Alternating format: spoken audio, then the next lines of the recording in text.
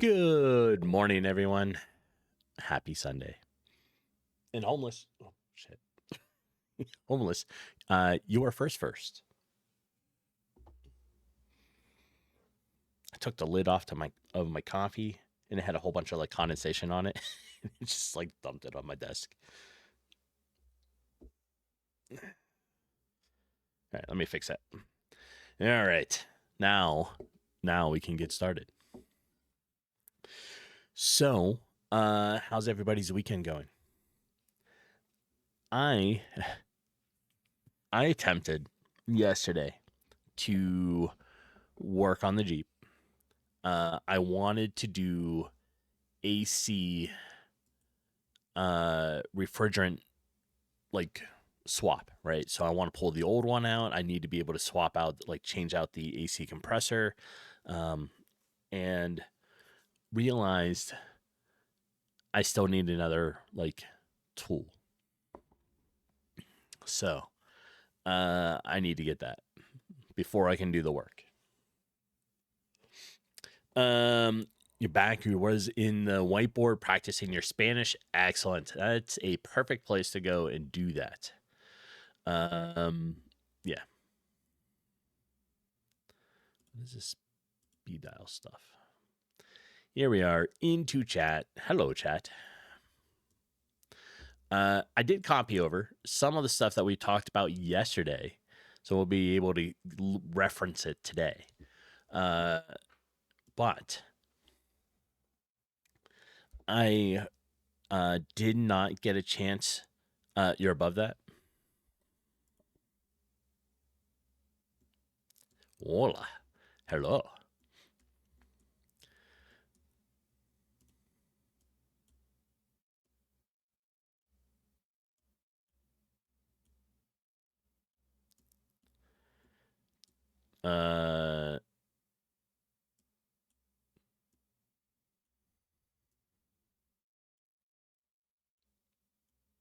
Hello there. Hello. Hello there. Excellent. Hello there. Another happy landing. Have a happy landing.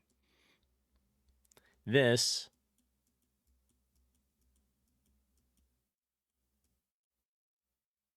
is hello, dia dits.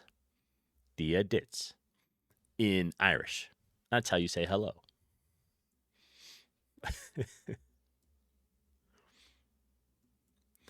Yeah. Obviously, I'm still working on Duolingo, practicing to learn Irish, and it's a lot of fun. It's a lot of fun.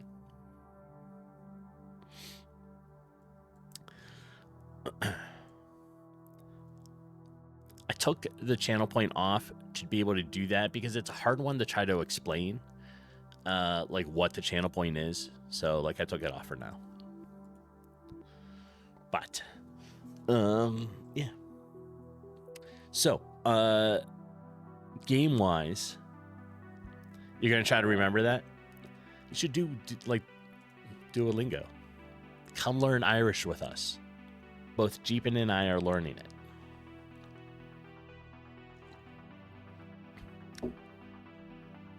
I mean, we could do a challenge if you want to try to learn something right now. But, yeah. I've always wanted to learn, and we're going to Ireland sometime later this year, and I was like, well, she's never been, and so I was like, oh, it'd be fun. Let's try to learn some Irish, and it'll be fun. It'll be good. But, what was done yesterday morning, I think it was. Crimson Desert put out it's not a huge update, but they put out an update, right? And it's more quality of life stuff. So now the game's just a little bit nicer than it was. And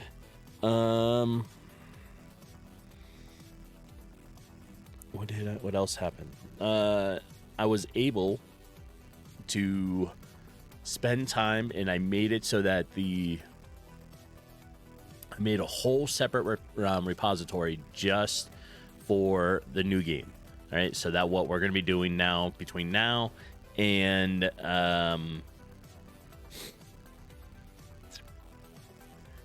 well, it's going to be like September or so, right? It's going to be like 6 months, which is going to be cool. All right. I don't have a whole lot of stuff to chit chat about here, except just looking at cool stuff. That's about it. We have a Sophie treat. That's excellent. She was just over here a little bit ago waiting. She was like, "Did anybody do one yet?" Hi, Soph. She came over quick. All right, you gotta sit.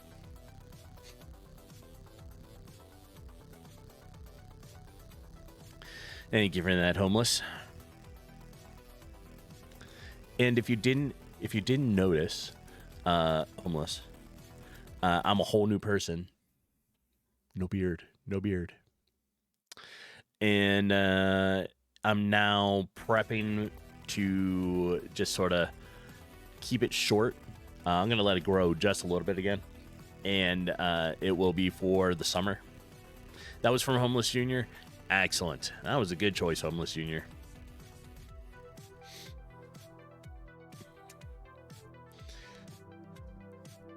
So, let's kind of drop. Oh, let's keep the whiteboard. All right. So, yesterday, we went through a variety of suggestions, and then we tried to organize the suggestions into rank, and we started breaking them out, right, into different like categories and what sort of falls underneath it. I don't think I can write. Oh, I guess I could. Okay.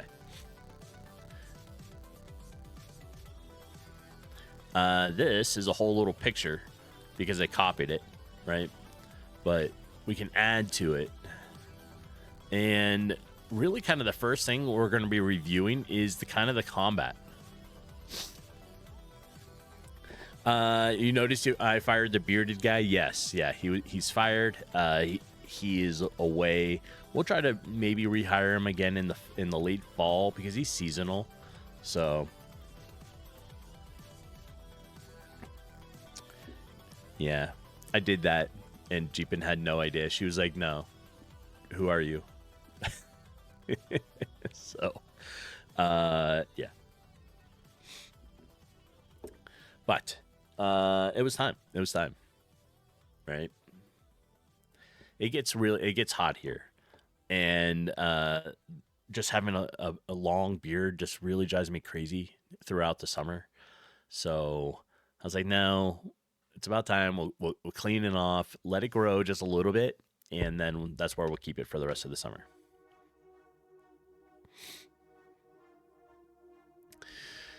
All right. One of the top suggestions was for combat, right? And I think that's where we're going to start and what we're going to try to review. We may not even write any code today. We're just going to kind of look at it, talk about it, make some notes, that kind of stuff.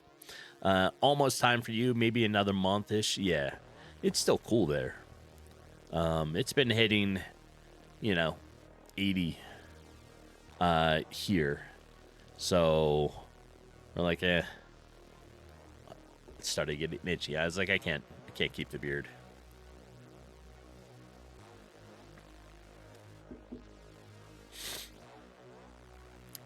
All right, let's come in and take a look at where we are with the game, right? Because now we're doing 6 months on the RPG project.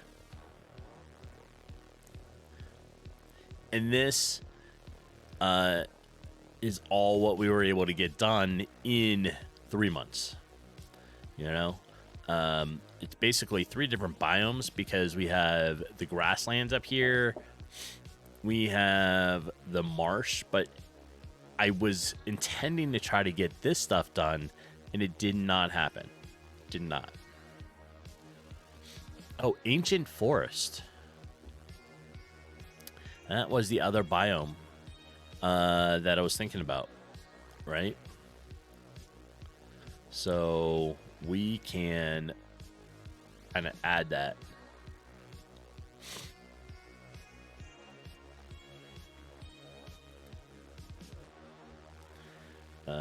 Ancient forest, right? And we're going to make that. What? Oh, is it because it's on there?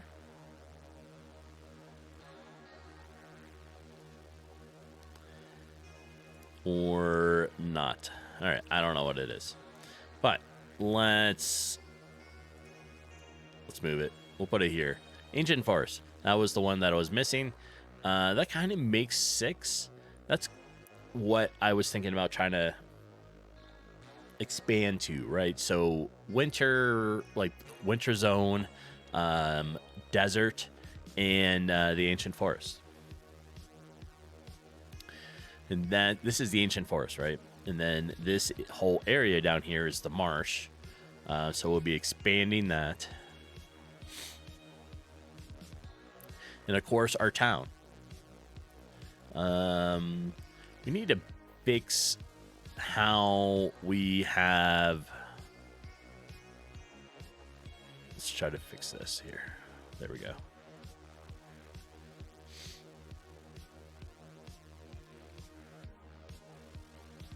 All right, there we are. All right, so this is kind of the town. We need to.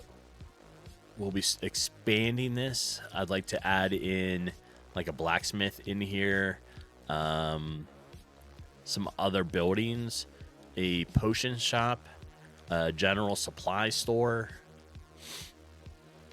Yeah, so there's going to be a lot of updates to this, right? And currently, this is the pub. And it may get a new design, but this is the pub. And the pub is called the Broken Mug. That's it. Broken Mug. That's the name of the pub. But combat is where I think we're really going to be starting. Now, Homeless, have you played the RPG? Fireball. Ooh, look at all the 8s. Homeless. Thank you. I appreciate that. 40 bits. Always cool to start off with a fireball in the morning. What? Hi, Sophie. Did the fireball call you?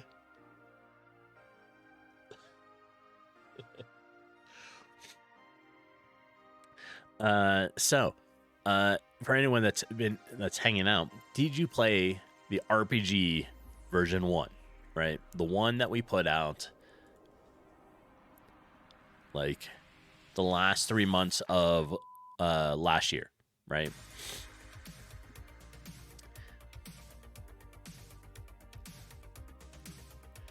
All right. So I think we're going to start the game. We're going to go in and we're going to find something to fight about. Yeah,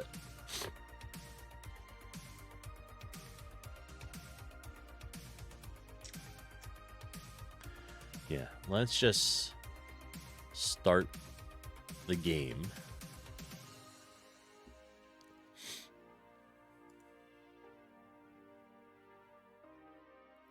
And this, I think I did it right. Let me double check real quick. As soon as it starts the game here. Yeah, okay, so we're 14 minutes in.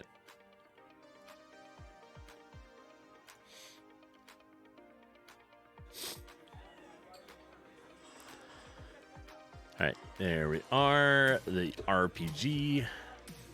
Let's wait for... Oh, there we go. OBS sees it. Kelvar, hi. Good morning.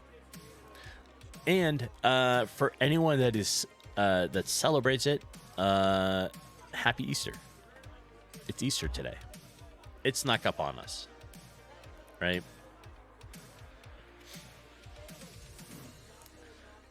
What just happened? Hold on. There we are. All right. Kelvar, you played it. Your life was changed in ways no one will ever understand. Excellent.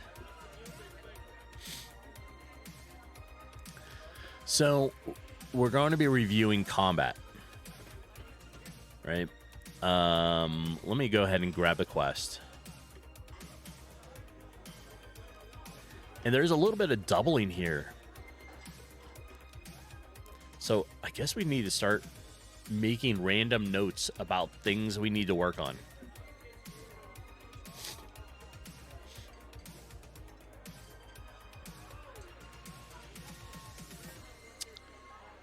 Well...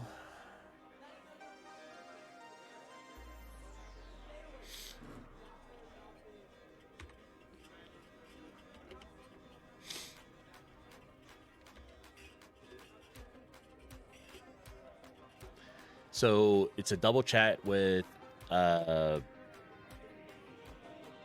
brewer and player. All right.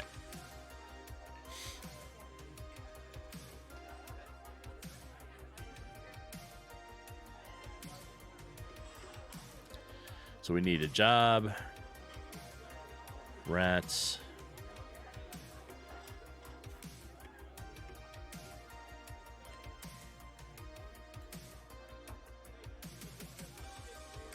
Okay. We should have a quest now. Perfect. So we're going to go, let's find a rat and get in a fight.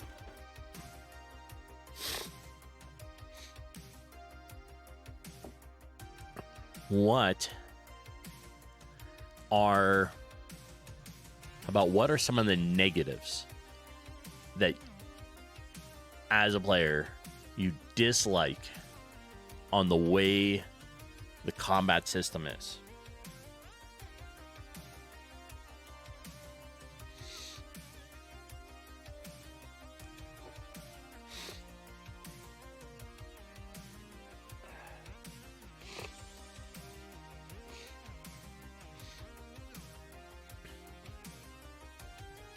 It feels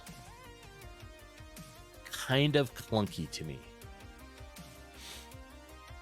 I think that's the best way I can put it. It feels kind of clunky, right?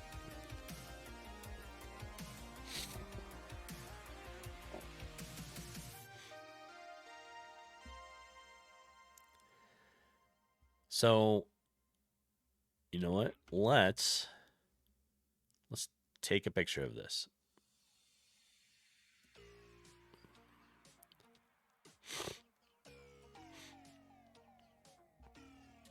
Right? Let's put that into the whiteboard. What is that? Hello. That's a giant vase. Potion bottle. That's cool. All right, this is our combat room. Now we can circle and draw on it and tell what is wrong with it. Right? Because we have plenty wrong. And thank you for the follow. Like I said, it kind of feels... Scaved, welcome in. Thanks for the follow. It feels clunky. That's the best thing that I can explain it, right? So, and for those that just joined and escaped, what we're doing is on here, so on my page, right, we are revisiting this game, the RPG, which was a 3-month game challenge that I did at the end of last year. So we're going to take it now and we're going to make version 2, but we're going to spend 6 months doing so. So we're going to take the game, continue it, expand it, add more biomes, enemies, really kind of work it out. And some of the stuff that we talked about yesterday for it are on this whiteboard, right? So you can come in here and see it. These are all the stuff that we talked about. And in order of what we think is the important parts to it. So then I took a picture of and placed it in on the whiteboard, which is a link at the top of the chat, by the way. The combat room. And that's kind of what we're talking about, because I'm trying to see what people want for combat, right? So currently the game is turn-based combat. Right now it's just 1 versus 1. You go as a player, then the enemy will go, and then it just keeps repeating, right? But it feels a little clunky, and I think that's kind of one of the things that we need to update with it.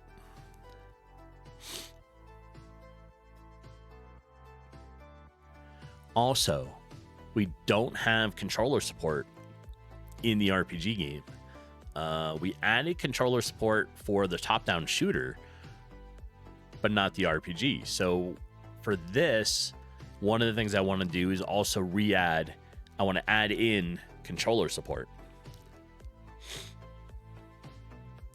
But the buttons here are light attack, heavy attack, a shield, and then run away. So let's make that a little smaller. There we are. When we do a light attack, that's kind of it, right? And then heavy attack is this. Our shield has a couple bugs, but it works like that. It drops you back into a little quick bubble. It heals up some of your stamina so that you're able to do more attacks, right?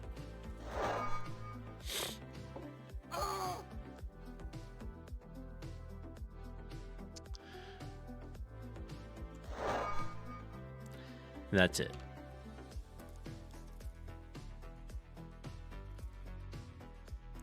I don't know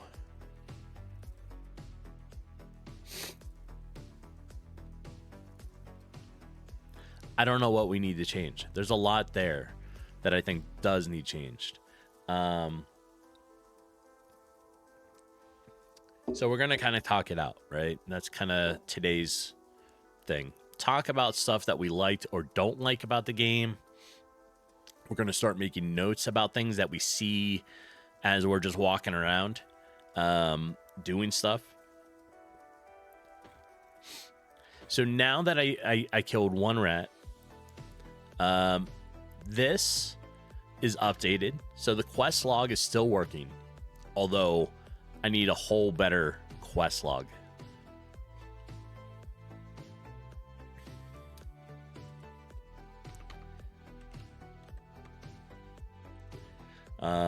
Journal needs visual update, right? Okay.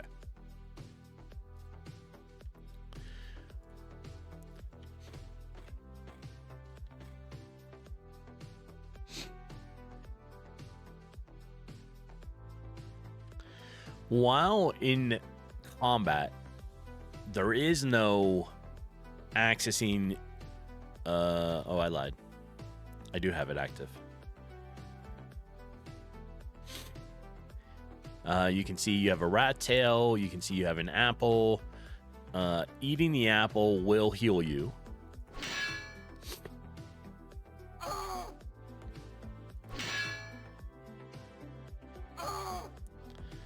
Right? It did not. It says it healed 20. Well, it healed 25. All right, so that looks like it's right at his foot, right? If we eat again, does it move? No. So it's not actually moving or doing anything in there. And I don't have any more food. So let's go buy some food and check to see.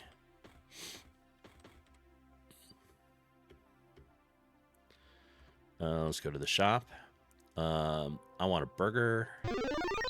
I want a turkey leg, and how about a banana? Sword should move when doing attacks. Okay, there we go.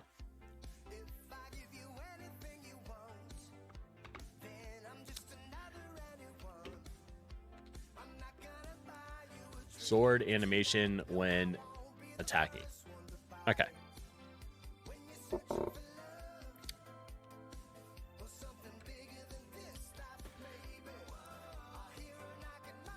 There we go. All right, we ate a burger, healed all the way up.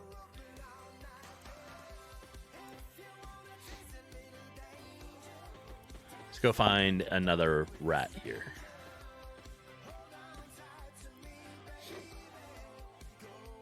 The previous game, by the way, all my games are free.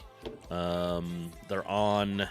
It's on my itch page, and you can play it right here in the browser. So you can play the 3-month version of it in the browser, just to get an idea of where we're at with stuff, right? And like I said, it's a little clunky, so we're gonna try to fix that, as well as smoothing this out. So we have sword animation when attacking.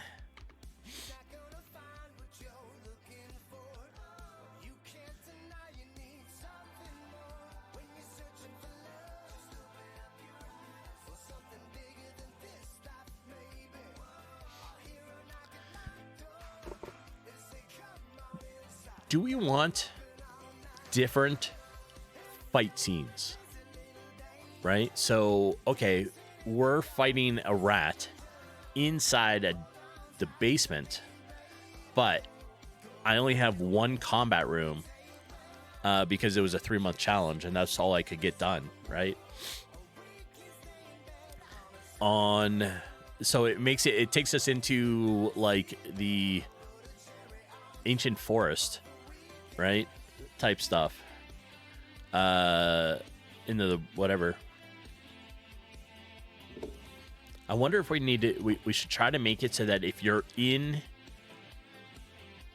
the basement, there is a basement battle room, and so there will be a battle room for each of the biomes.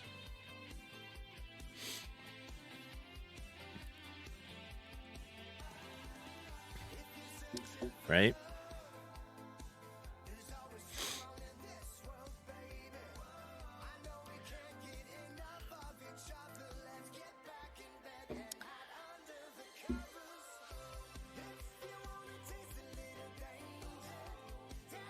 Let's put that right here. How about battle room design for each biome? All right. And like I said, you can come in here. We were talking in different languages, so we said hello in Spanish. Dia Dits is hello in Irish. And then we have just our game stuff, right? But you can come in here and list things that you think need to be changed anytime. Kelvar, keep in mind the terms of scope. I always keep in mind the terms of scope, and then I break it. 100% break it, right? But you have to be able to write it out, and then you carve out the stuff that doesn't work as you progress, right? And Brent, good morning. And I heard a Sophie treat. And a fart. I smelled the fart, homeless. All right. Here we are. This is Sophie. Girl. There we go. And happy Easter, y'all. If you celebrate it, you forgot to say it earlier. Appreciate that. Happy Easter to everybody that celebrates as well. So, Brent, we are reviewing the combat today. We're not really coding much. I don't even know if we're going to code today, per se. But we're talking about it, right? We're walking through what we think needs to be changed with it. And I took a picture of this, right? Screenshotted it, and I stuck it onto the whiteboard. So we can either circle it or write on this or write below it on stuff that we think as well.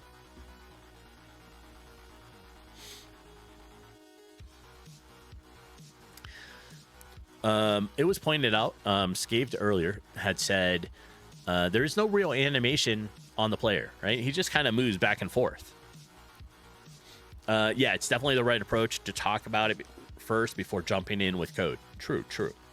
We're going to try to approach this project from a more project mindset, where we are working through things and talking about it before we just go ahead and start doing the things. Right? I don't know if you had heard, Brent. The last thing I had said was maybe make it so that there's going to be a different battle scene for each of the biomes, right? So currently, if we are in the basement, which we are, and you go to battle, it takes you outside. There's only one battle room. So it looks a little weird, right? You're like, oh, I thought I was in a basement, but now I'm outside.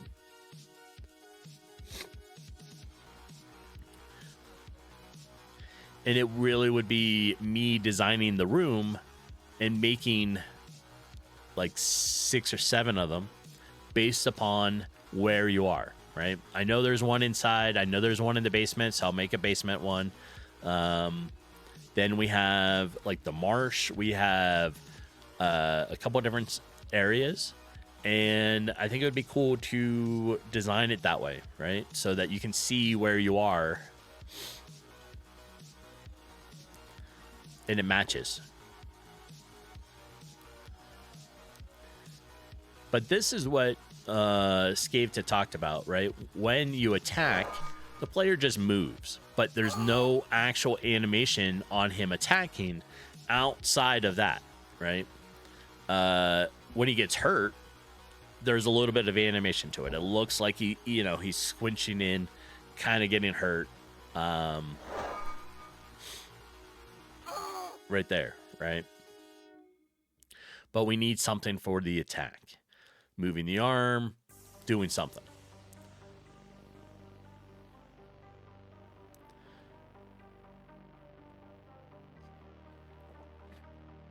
You think it's okay for the battle scenery to not match the zone you're in for now. True. You want to make a fun battle loop first, and then you can worry about that. True. But we want to always make sure that we think about it or talk about stuff and just put it into the list, right? Because the list will get reorganized. The list will get cut out. Because maybe, down the road, we're like, you know what? That's not really worth it. It's fine just the way it is. So, battle loop.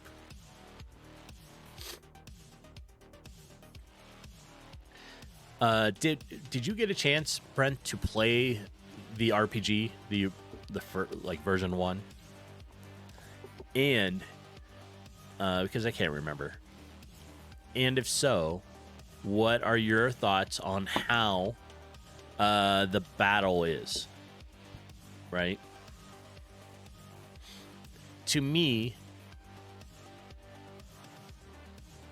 it feels a tad clunky, and I can't define what makes it clunky, right? I can't define why I feel that way with it,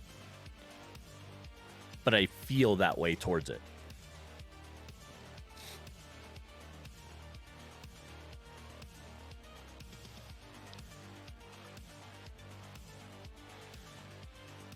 And maybe it's because it's a point and click game right now, right? I am going to be adding in controller now that I sort of figured it out with the last game, the top-down shooter.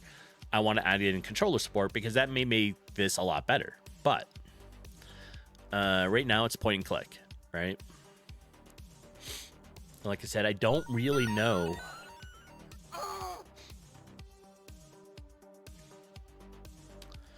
what needs to be done with it.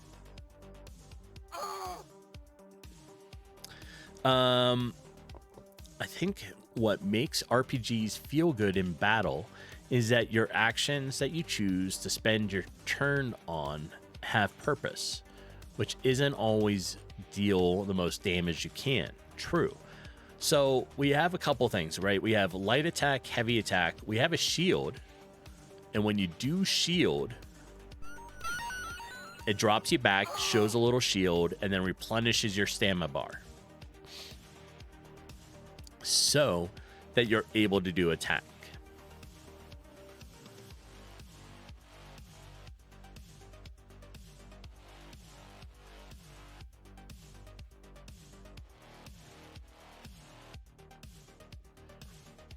What else? It's a good start, yeah, but it's not engaging enough, and it's not.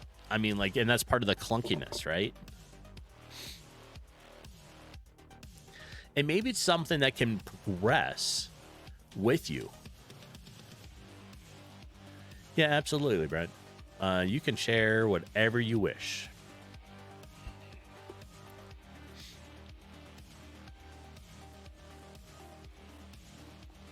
And maybe this is to start. So one of the things that I'm going to be adding in is a skill tree, right?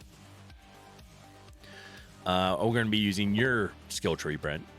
And maybe that means new things get added as the player levels up.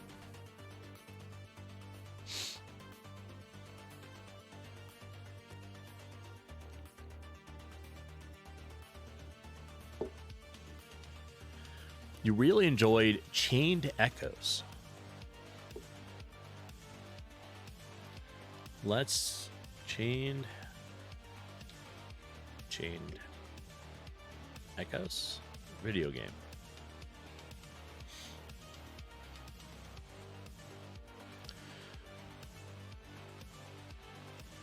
Let's look at images here. Does this look like a battle one page?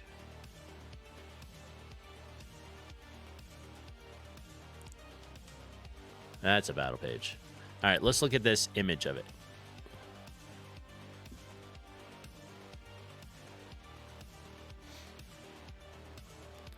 Can I make this any bigger? All right.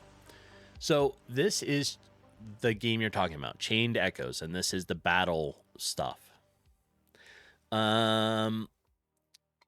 When you have what's called something like overheat bar, skills of a certain type would reduce this overheat bar, whereas the other types would increase it.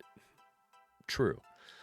The only thing I had in mind, right, is the stamina bar, and so all it does is it replenishes, like destroys it or not, right? Now, let me get another fight.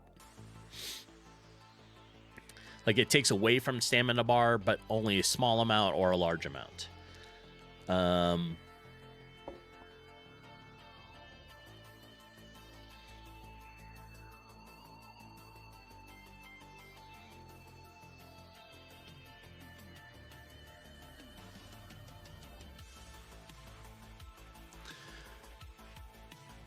So the moves, oh, and there was a sweet spot you wanted to stick within in order to benefit the most in battle. Okay. So the moves you picked were not always the ones that were the strongest, but the ones that kept you in the green zone. Gotcha. And is that this bar up here on the top left?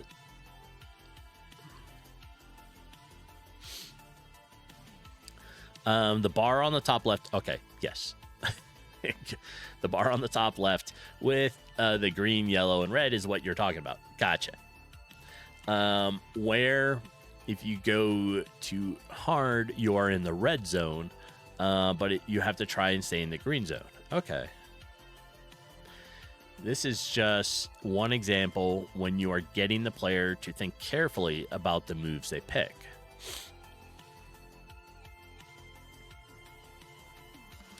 Or even a popular game like Persona, where every character has a weakness, and if you exploit all the enemy's weak points, they become stunned, which allows you to perform a super move.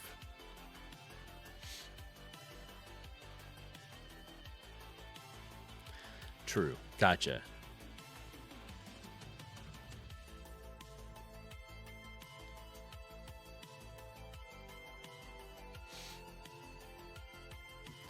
Well, this was a fun mechanic which had you fishing for weaknesses and exploiting them.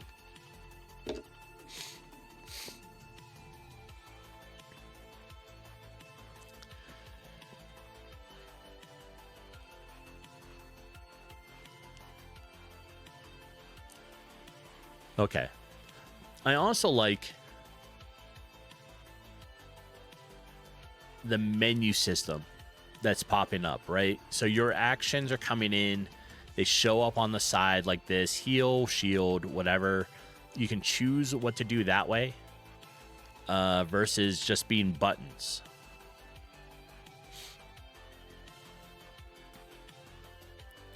So in these example, it's not just a pick the strongest move until you can't anymore. I'd like to see you devise a mechanic that would have players thinking more carefully about the moves. Okay.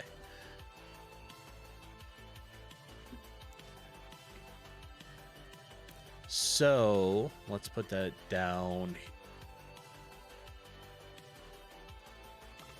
here. New combat. How about strategy? And then we'll have to break that apart more, right? Yeah, it might require some research. Looking at some previous greats and learn how from them.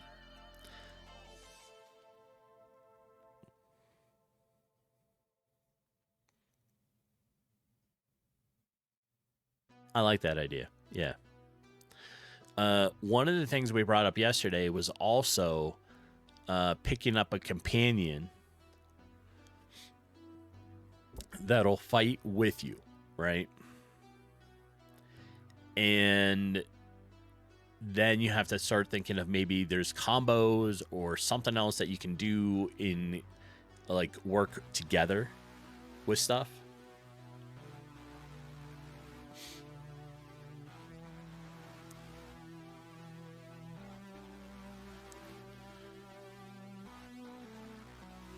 Okay.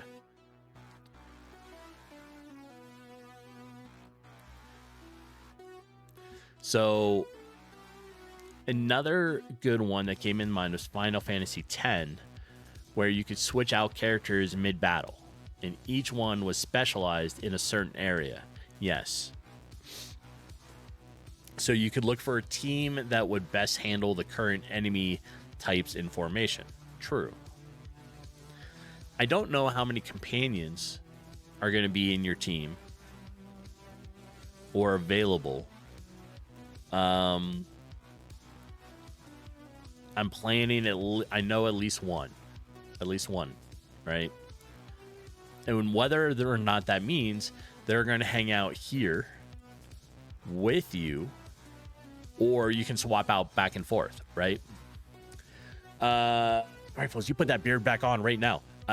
No, sir. Nope. Can't do it.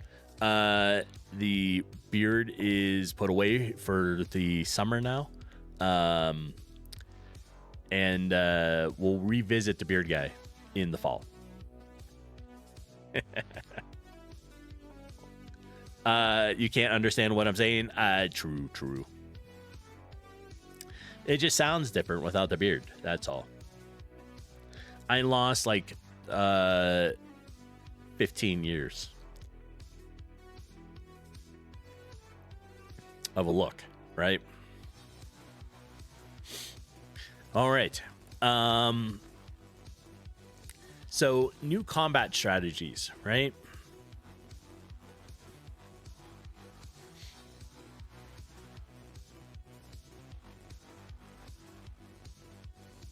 Okay. So we need to really think about that, right? I don't know if the buttons are probably going to be like what stays. Maybe something needs to pop up and that's where you select it. We have player needing some action.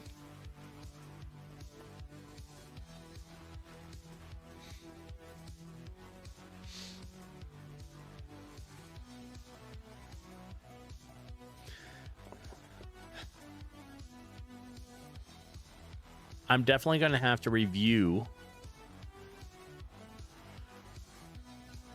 some other games to see what sort of system they are using in the cause and effect of battle, right? Right now, you do too many attacks and it uses up your stamina, right? So then it forces you into a defend mode. And we're going to have to we'll fix that, right? But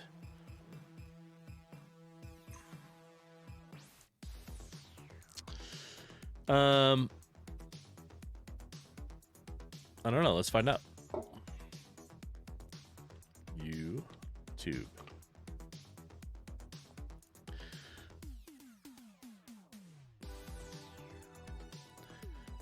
Best RPG combat mechanics.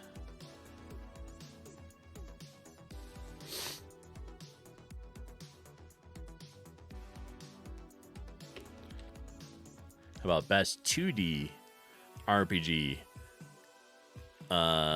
turn based that's probably too specific, but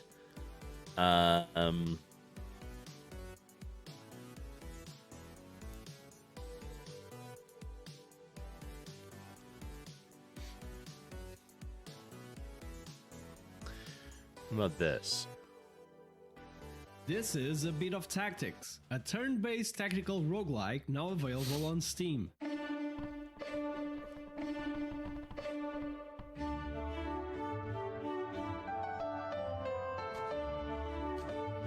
This is A Bit of Tactics, a Nope, guess turn-based not. tactical... That was not what we were looking about.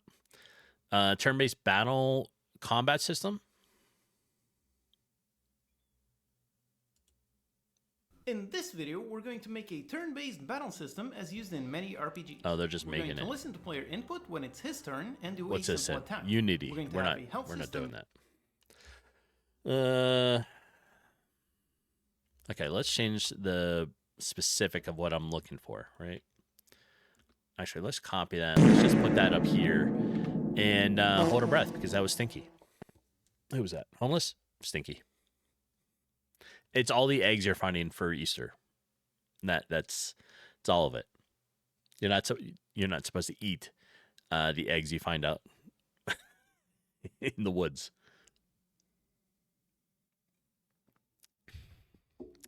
All right. You ranked or this person ranked 27 turn-based RPGs. Yeah, you're the one to poop them out. True. Bones Coffee Company has returned with a Fallout. I don't know. Why are we watching the ad? This isn't what we're here for. I mean, it's coffee, though. Because, you know. All right. This is my ranking of the best turn-based RPGs I've played, based purely on my personal experience. Each title is placed from masterpiece down to trash, depending on how polished, memorable, and satisfying the overall experience felt. Let's dive right into the list. Star Renegades is a roguelite turn-based RPG that really impressed me with how smart and tactical the combat feels. This is stuff what would be Every run probably plays pretty out good. differently, and I have to carefully plan that was interrupts and stinky. counters instead of just attacking Had an blindly. echo to it. I also like the bond system between heroes because it makes my squad feel like it's growing across each run. The evolving enemy officers keep the pressure on, so I can't just play mindlessly. It can be challenging at times, but for me, Star Renegades clearly belongs in the great tier. Persona 5 Royal sits at the very top for me. I already loved the original, but Royal made it feel complete. The combat feels smoother and smarter, especially with the gun changes and those Showtime attacks that make battles more dramatic. All right, so this is a long video, but let me go through and trying to see, and it maybe we could look at Combat each feels one. deep but fair, especially with battalions and the rewind. So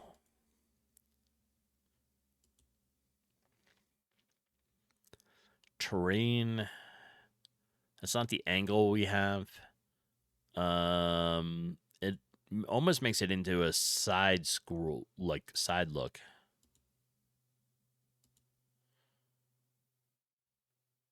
First, it felt very similar to the first game, and I wasn't sure if it was doing enough to stand out. But the more I played, the more I realized how much it improves almost everything. The stories are stronger, the characters feel more alive, and the added interactions like crossed paths and the final chapter help tie things together better. Combat is still one of my favorite turn-based systems ever, and the new latent power mechanic adds another smart layer of strategy. The world is also more rewarding to explore, especially with the day and night system changing what I can do. It refines the formula without losing what made the original special. For me, this sits comfortably in the excellent tier. Yeah, but it doesn't talk about what makes it. All right, so we know, what is this? Octopath Traveler 2, right? Let's look up that. Maybe that's the way we'll use this. Octopath Traveler 2 Combat.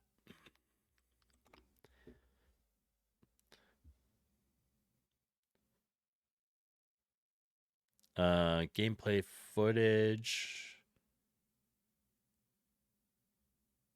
Anything's to know about combat.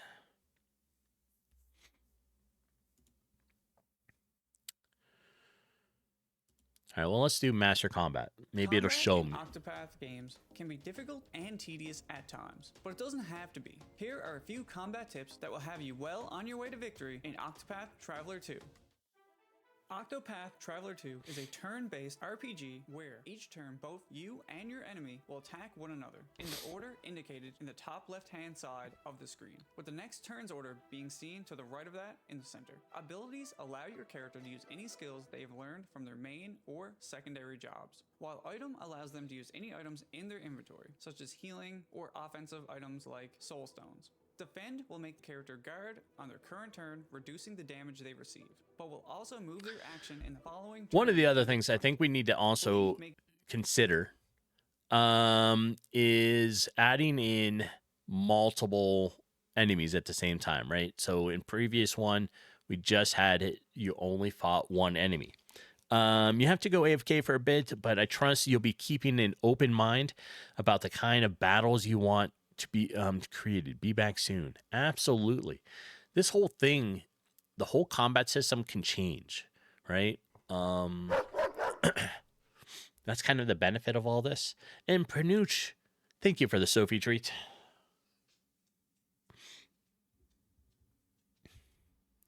There she is. Good girl.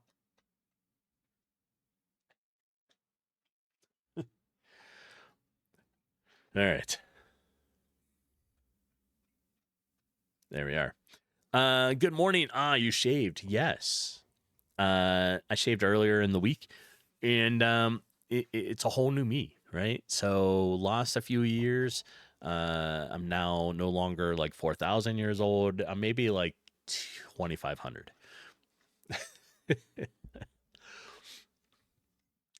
And it's getting hot. It's gonna be hot, right? So I need to keep the beard off through the summer, and then we'll let it grow again during the fall, winter. Also, I just saw the ads are going to start maybe in about 30 seconds or so. When they do, I need to take a beer right back. I need some more coffee and uncover Arwen, who is now right behind me. But yeah, and it feels weird, right? I did it, and Jeepin was like, "Who are you? Why are you here? Go away." It was all the fun stuff, right? But when we get back from the ad break, we're going to continue reviewing the combat and looking at other combat stuff to try to figure out what we want to do. So that's where we're at. But I did copy into here, into the whiteboard, right? Some of the stuff that we talked about yesterday here. And today we're mostly focusing on the combat, on what needs changed, right? And you can draw on here, you can do what you need to, and we'll work through it, because it does in fact need changed. All right, there's the ad break. I'm going to be right back. I'll see everybody in a moment. Hang tight.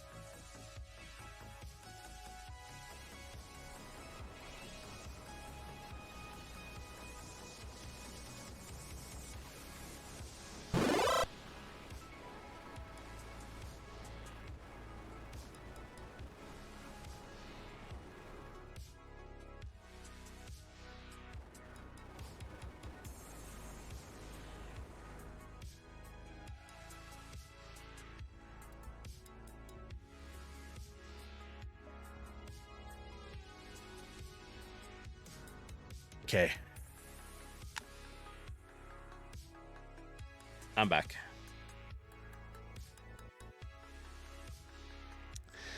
Like I said, I had to uncover Arwen.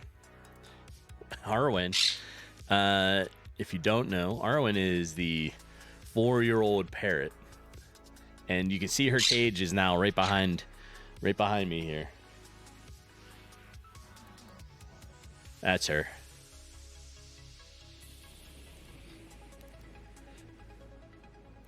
Well, she's only 4 for about another week, and then she turns 5. All right. What else do we feel we kind of need to do for this, right?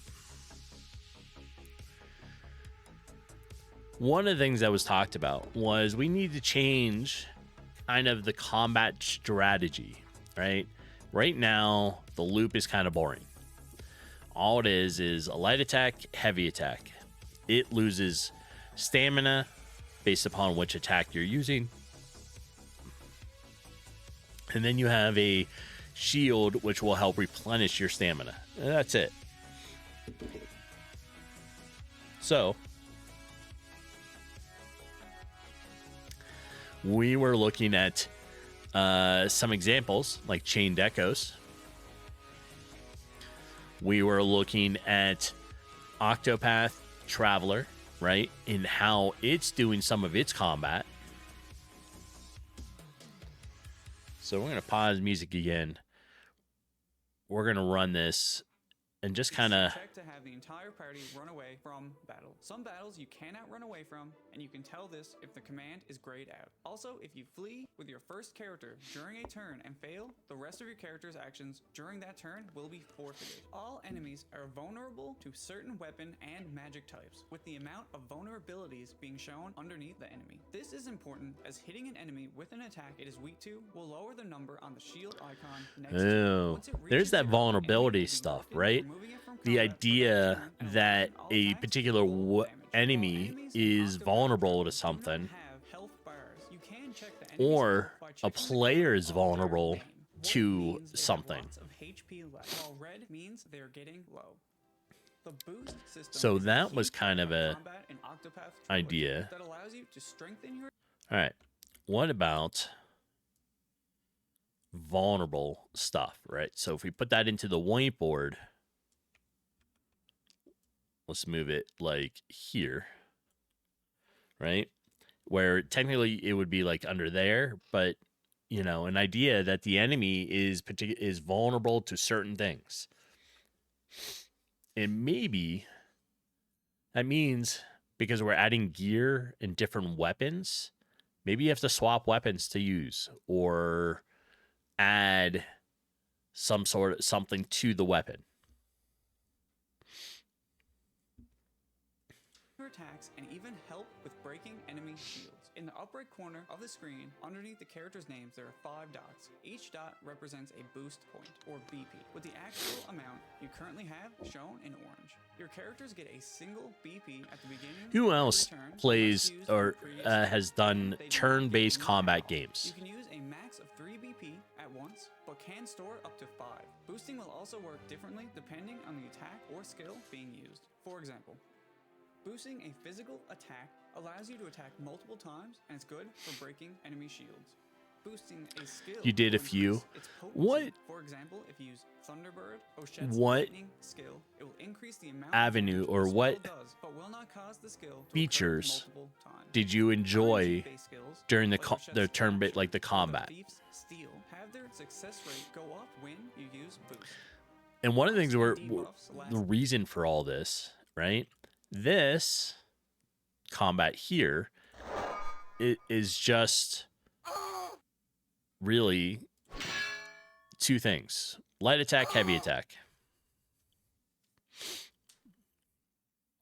So we've already established that the player needs better attack animations, right?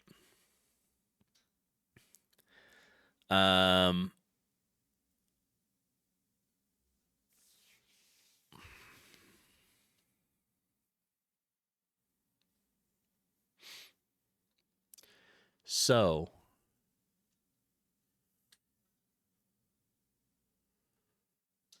yeah, we've already set like better animations. Yeah, the effects of this stuff, like, okay, that's all right, you know, but like it's not great.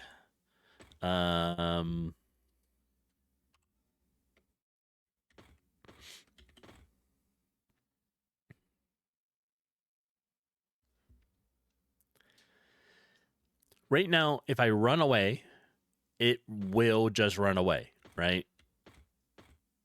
Ugh.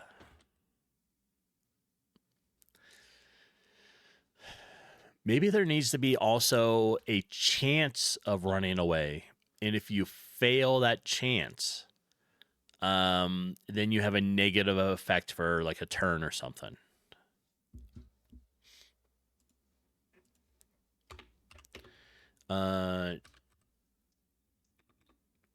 Chance to run away can have failed attempt with negative effect, right?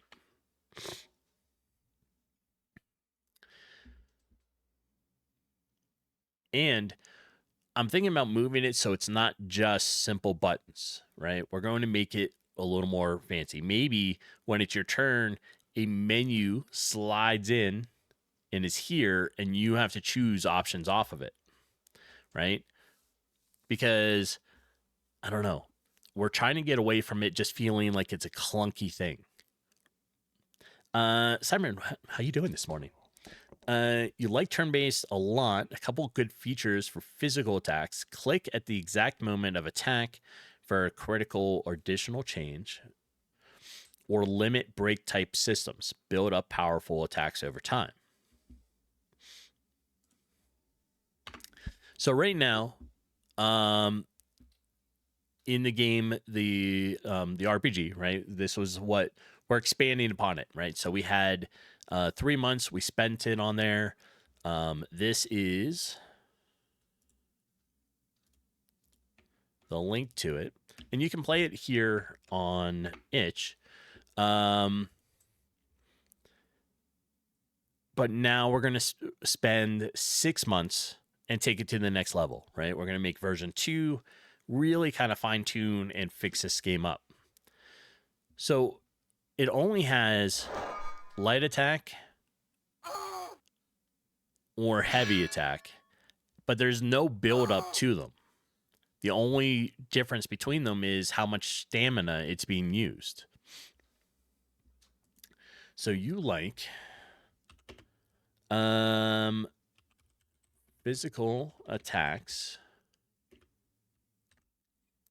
Click at the exact moment of attack for a critical chance.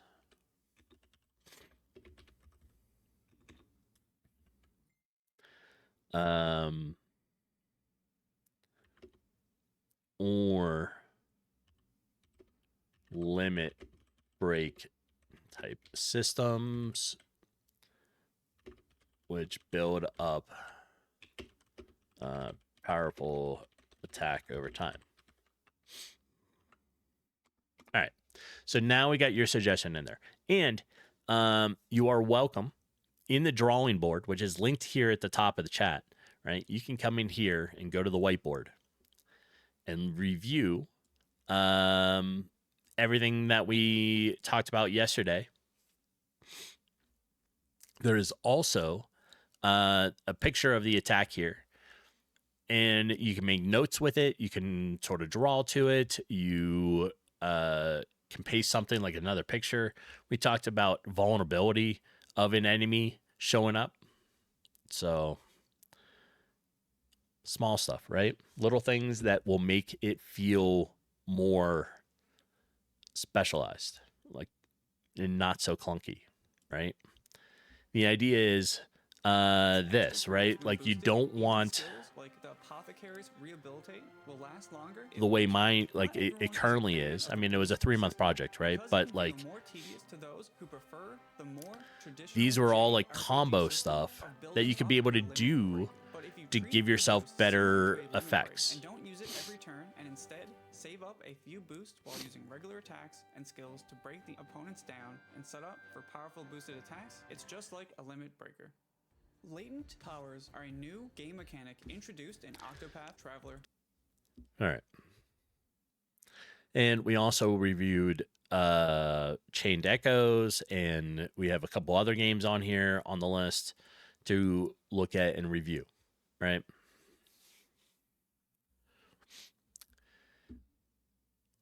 What else? So I wish there was more turn-based combat games. Seems like a dying breed. It kind of is. Turn-based requires usually skilled thinking, right? Like you need to identify what is going on and think in combination of what you can do. And a lot of people they don't like it anymore, right? They just don't want to do that. They want to go in there and hack and slash them and, destroy everything in hits, one hit. So, but we're going to be sticking with that, right? We're going to stick with our turn-based combat.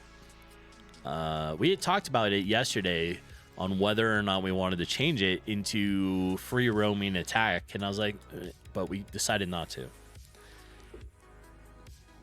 So now we just need to take this, which is clunky, and make a list of things that we want to start changing, right?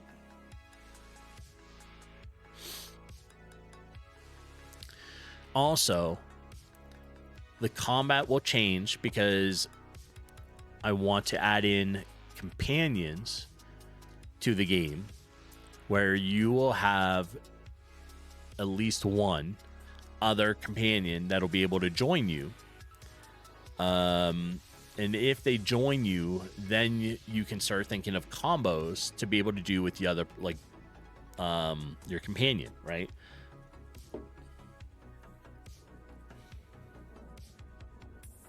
You'll be able to, I think, oh, that's a good idea. Let me write this down while I talk about it.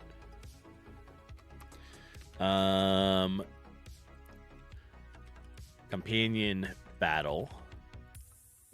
You can either choose auto attack and they'll just perform their stuff, right?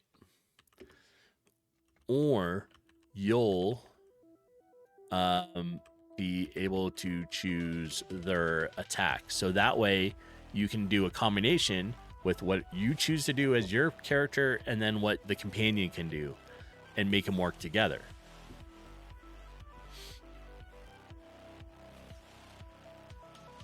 We talked about this, the runaway. Whoop. And well, shit. There's a bug.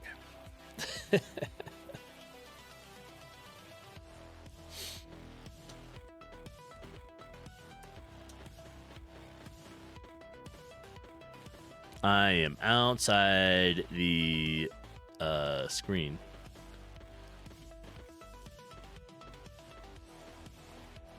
Let's see if I can get into combat. There we go. All right.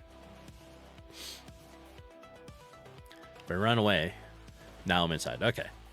So every time you hit the button, it automatically makes you run away. I think what we talked about is we're going to change it to a chance.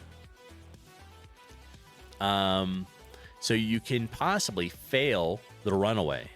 And if you do, there may be negative effects on the player, right? For a turn.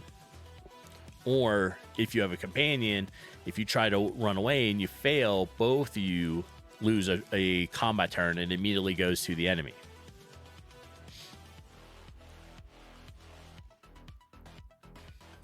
Right?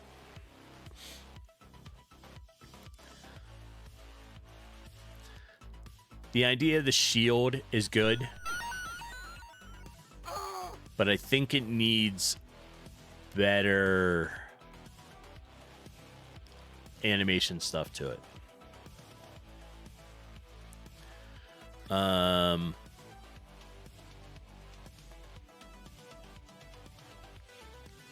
Yeah.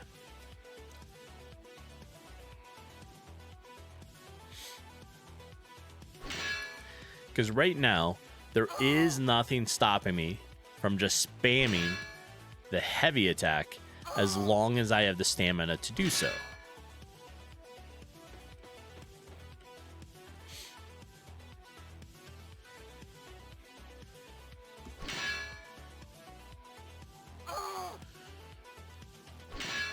And your stamina rebar, the stamina bar regenerates between battles. So all like I could do is just come in and spam stuff all the time. What am I at? 6 out of 10?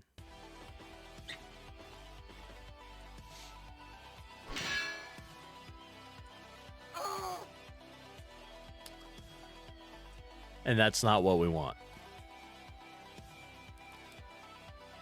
So we need some sort of build up to being able to use the heavy attack.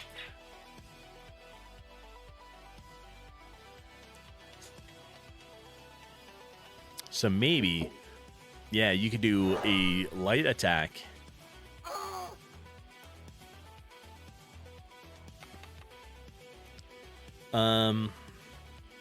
Combat. How about build up? Right? So we want heavy attack, not spammable. Right? You recognize some Sazy artwork? Yes. So if you the background, right?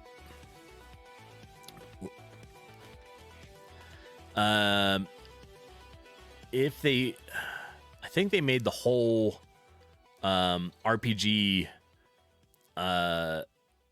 kit, right? Well, biomes, and that's what I'm using. I bought, I think, a total of like 12 asset packs from her. I don't know if it's a her or what, but say I don't even know how to say the name. Sadie. We'll just say Sadie. But I bought I think 12 of them. Yeah. There's two groups. There was an RPG one and then another one. Right? And yeah, I bought like all the asset packs. I'm okay with art, like doing some asset work. I customize and make things and do my own stuff. Like, I don't know, the bag here and the buttons and, you know, the little rat guy. But like, mostly for the world stuff, I don't have the time. You know, this even doing a 6-month project, trying to work and make all the artwork at the same time is never going to work. I don't mind doing some stuff here and there and trying to make and customize certain things, but I have like, I'm absolutely okay with, you know, buying a asset pack that, you know, gives you the right to use it. Oh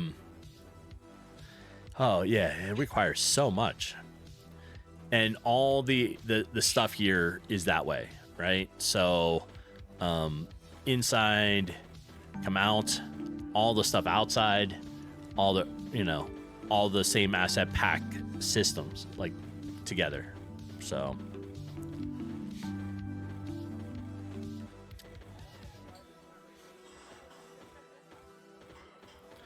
and all the NPCs are people from chat and from the local game dev group and some friends.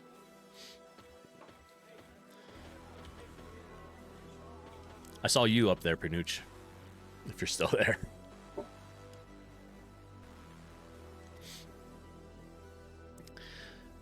But I'm glad somebody else knows it. You're here? Yeah, I saw you. You're hanging out in the pub.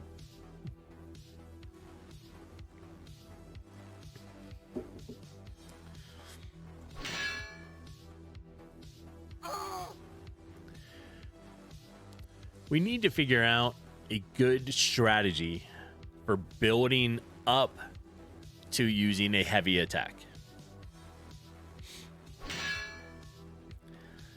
We want to get away from doing the spammy butt, right? Because right now, that's what you're able to do.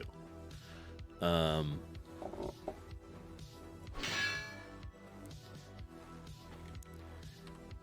right.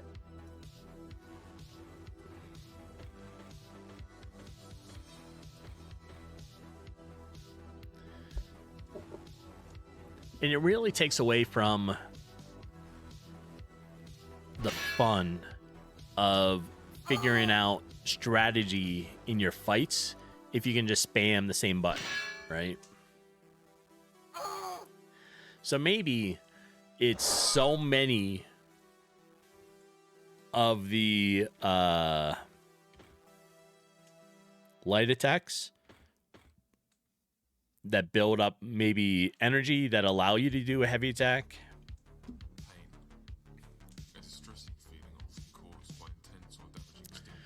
Or kind of like this, right? So there's this bar here on this game where you want to try to stay in the green to give you the best attributes and rates for when you're fighting, right? But if you use a heavy attack, it takes you up one. Like, it either takes you out of the green zone. So it forces you to go back to using other attacks to get yourself back into the green zone. And using a heavy attack is only sparingly. You could choose to build up your attack and skip your turn, giving something like 10% more on the next attack. Oh yeah, we could do that.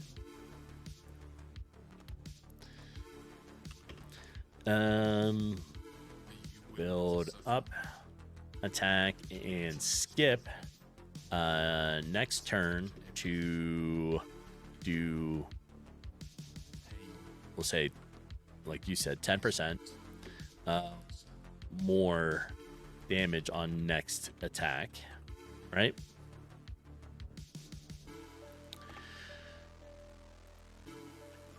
One of the things that help, like when you go into defend mode, so you use up some of your stamina, right? You go into defend mode and it quickly does it. So you'll see a shield and it replenishes some of your stamina. But it makes you lose a turn.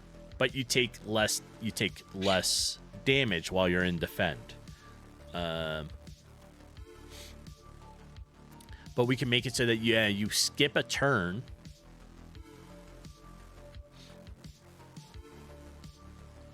And the next one will do more damage. So you could do stuff like that.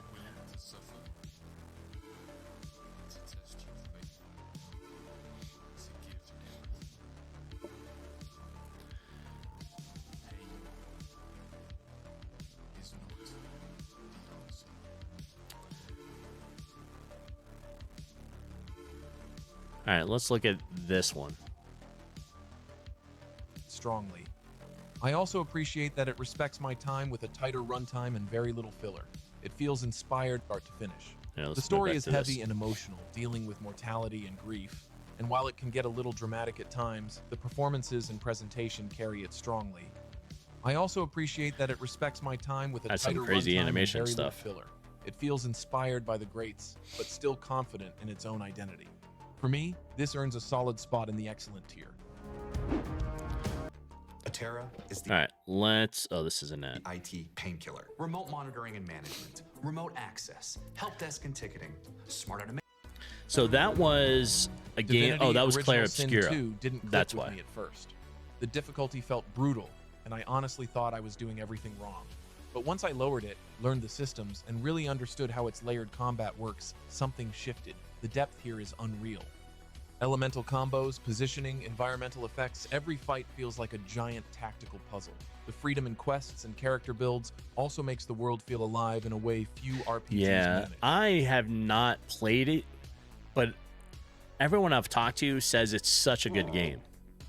Currently, I'm addicted to Crimson Desert, but Claire Obscura, it definitely is. Like, I have it. I just haven't played it yet.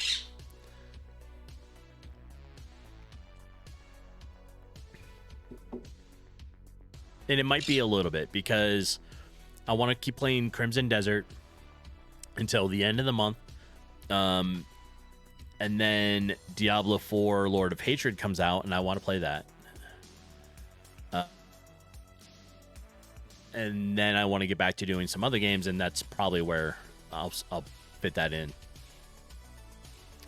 All right, so let's check. What game is this? This is Divinity Original Sin 2. Yes, it can be messy and overwhelming, but once it clicks, it becomes incredibly rewarding. The storytelling, player choice, and combat depth all come together into something special. For me, this absolutely belongs in the masterpiece tier. Persona 3 Reload reminded me why this story has stayed with me for so. All right, let's. So what I'm trying to look for is combat stuff that would be good to try to, like, mechanics that we're going to try to implement, right?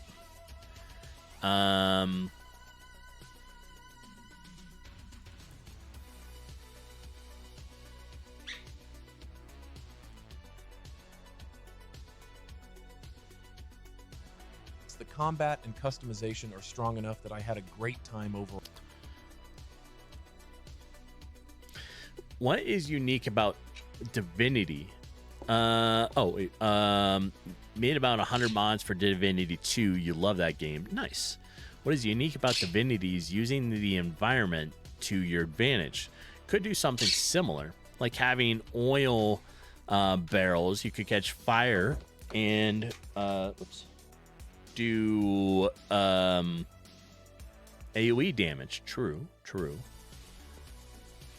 So you could have, like, interacting environment pieces.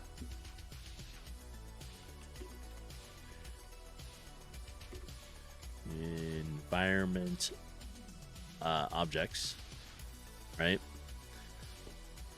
But we need it, and welcome back, Brent. We need to come up with. We have a couple suggestions on how to limit the heavy attack, right? Because right now, the issue is it's spammy, right?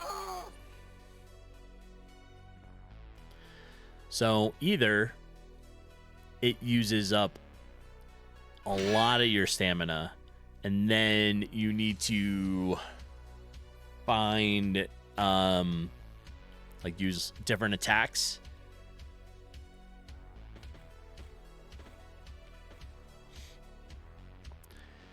But I don't know. I think that's part of the problem with this is it's spammy, right? I can just keep doing heavy attack for no apparent reason. I originally thought, and it didn't work, but originally I was like, well, what if you do, like, every 3 heavy light attacks, and this was an energy bar, and then basically every 3 attacks you're able to do a heavy attack, something like that, right? Like, you need some reason to be able to use the heavy attack, but you don't want to be able to do it all the time.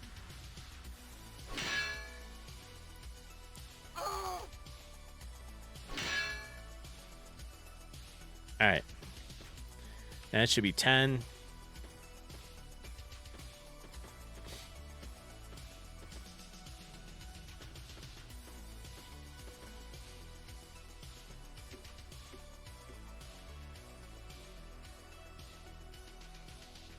You're back. Did you clear out the rats? Yes, I have the rat tails.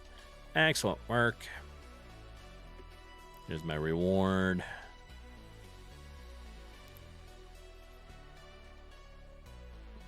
I need some food. So we're going to grab this. I need a burger.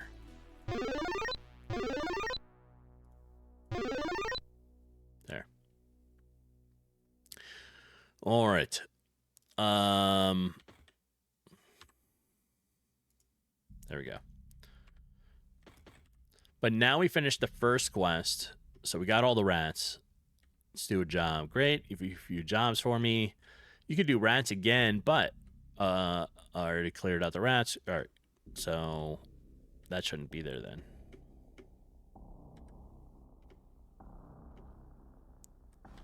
Lizards. The lizard folk have been encroaching. All right, so we're going to do that. But the combat is the exact same thing, right?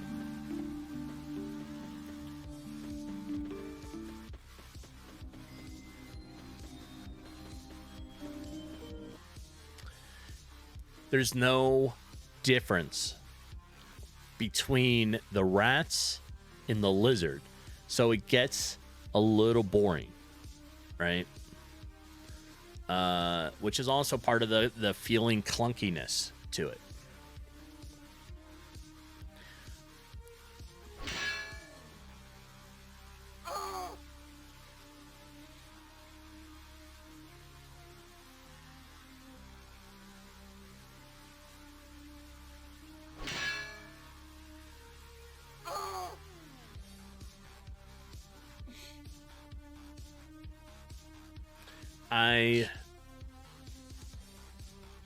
I think one of the first things we need to do is figure out a way to change it so you can't spam your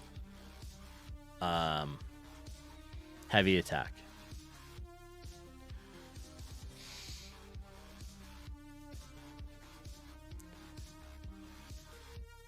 Do you get more party members?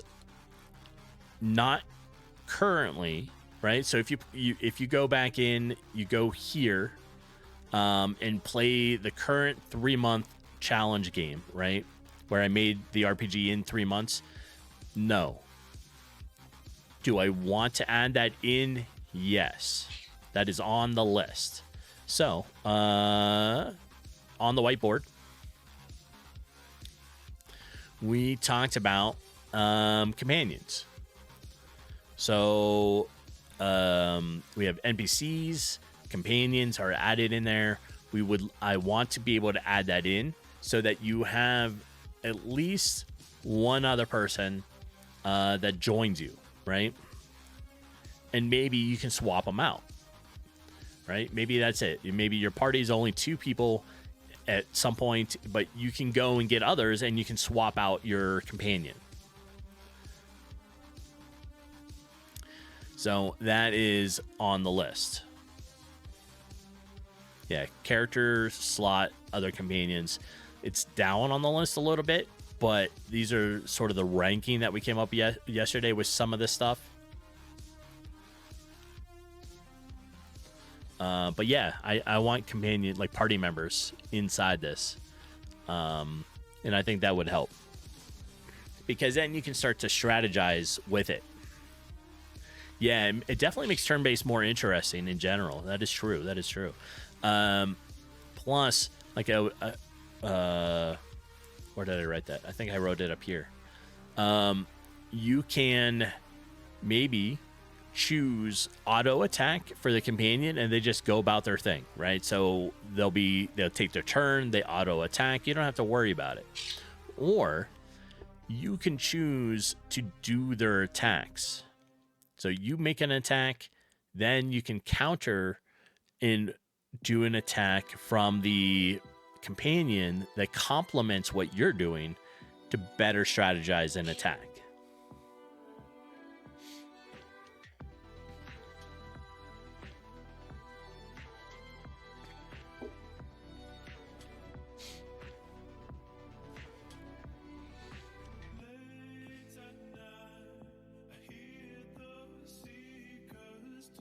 Yeah, I think that might be good. Brent, maybe something you can consider is, if you know roughly what the main goal is of the game or overarching story, perhaps the battle mechanics can reflect your main themes. Okay. Problem. I know. We have a problem. I don't know what the story is. We're making a game to make the game, but we haven't flushed out what the story is. So the story is completely up in the air on what we want to expand it and why you're doing what you're doing, right? Because I don't know, like, I'm like, oh, the current thought process is the story is you're just a hero that you're an adventurer. How about that? You're an adventurer that returned to town, but because you've been on quest, right? And maybe my idea is it's part of my overall universe, and you are the hero from Pixel Warrior, right? My 2D dungeon crawl game. You are on a quest. You completed that quest, and now you returned home. And slowly things are going wrong at home, and you step in to help. That's where I'm at with the story. That's it. Right? That's all I got. Kelvar, how complex do you see the choices? I don't know. Do you feel you know how to have the companion auto attack smartly? Do I feel like I know how to do that? No. But we can figure that out with it, right? Because if you choose auto attack, maybe it's just a combination of doing different things, right? So if they're, I don't know, maybe it analyzes the enemy, and if the enemy's health is above a certain amount, maybe they do a heavy attack, right? Same thing, that kind of stuff. But I don't know. We'll have to branch out the auto attacking at some point and see how we want it to think on its attacks.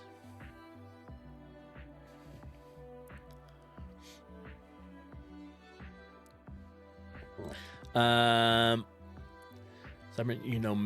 are against AI. True, many are. But you gotta say, bouncing ideas off ChatGPT is a great, really great for tweaking storyline. True. I'm not opposed to AI, right? I don't use AI for developing like code, right? But I have thought about using AI for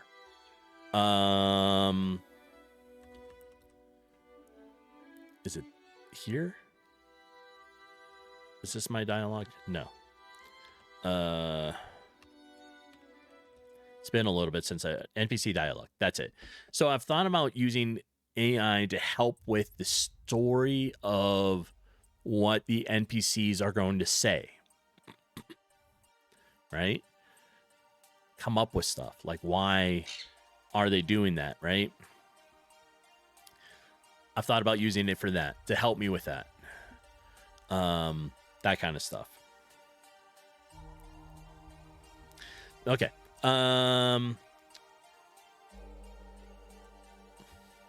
Let's see. We got a couple things going on. Brent, you have a weird idea. Weird ideas are excellent. Kalvar, not knowing how to code an option could lead extra unanticipated development time.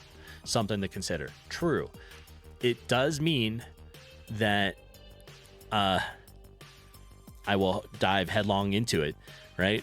Just going to dive in because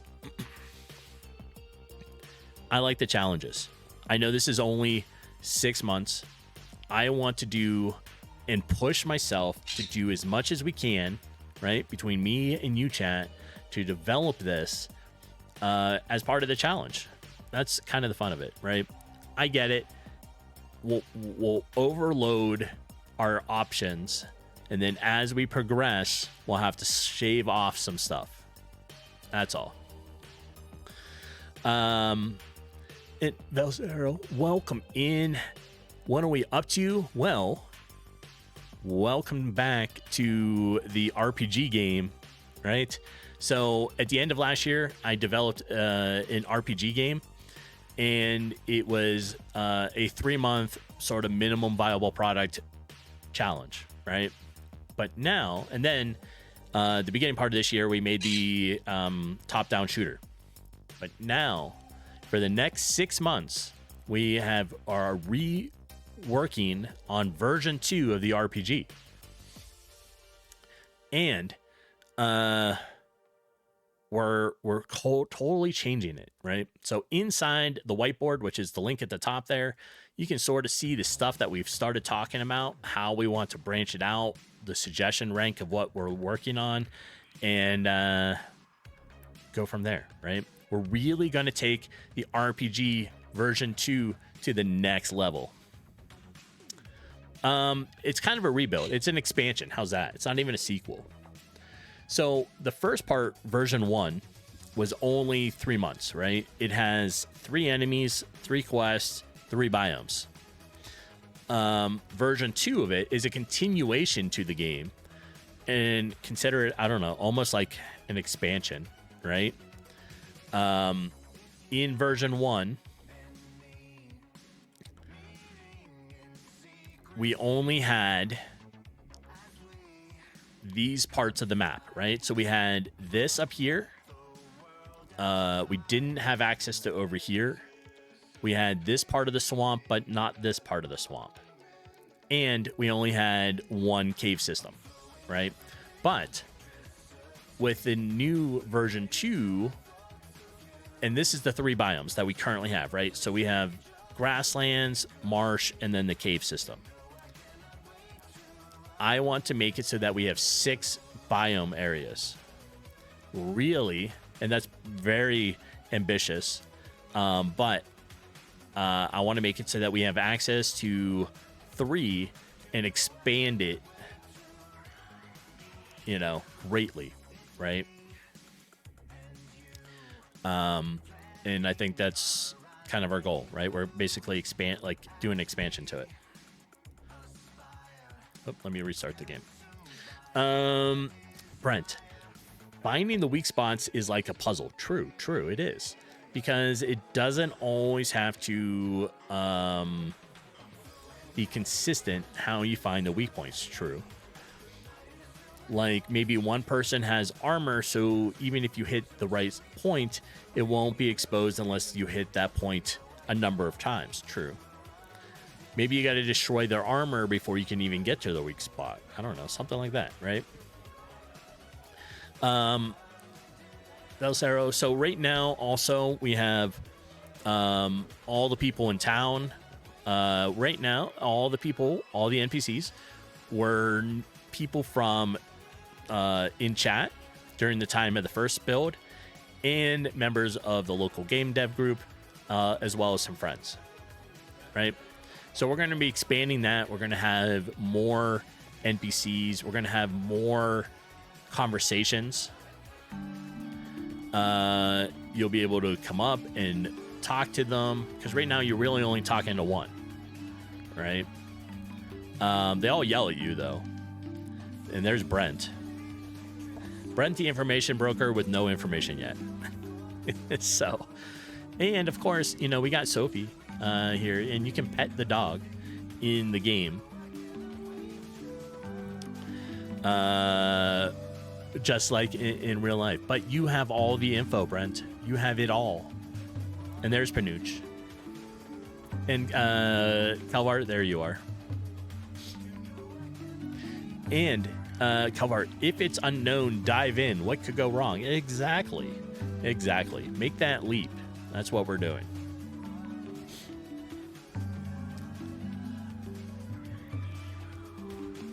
Random question. Can you walk behind the trees? Like that? There's a little distance. You got to go up a little bit because of the roots. But yeah, you can walk behind the tree and hide. Partial concealment. You do not see me.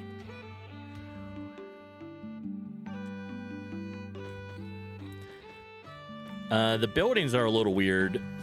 They're not quite depth oriented. I ran out of time on the 3-month to get that to work properly, but I got the trees. So you can hide and just walk right behind stuff. I do want to fix the bug of the depth on the buildings. You know, because right now you can sort of walk on top of some of that stuff, but I got it so you can walk behind the trees. I did fix that.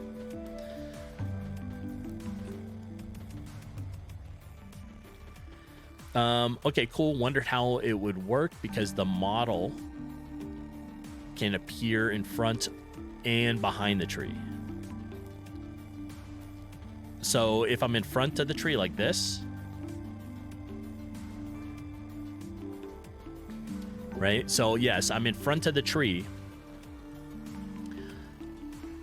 Well, I use something, and I don't know how familiar you are with GameMaker, right? So on here, I'm using B box bottom, right? So the box of the player, the bottom of it is helping to dictate where the depth is.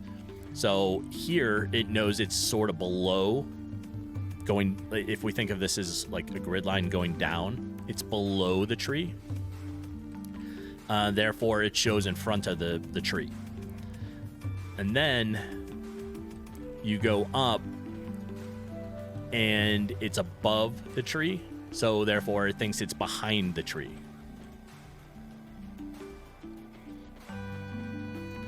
And what I added on top of it to make it so I don't go in front, like through it, is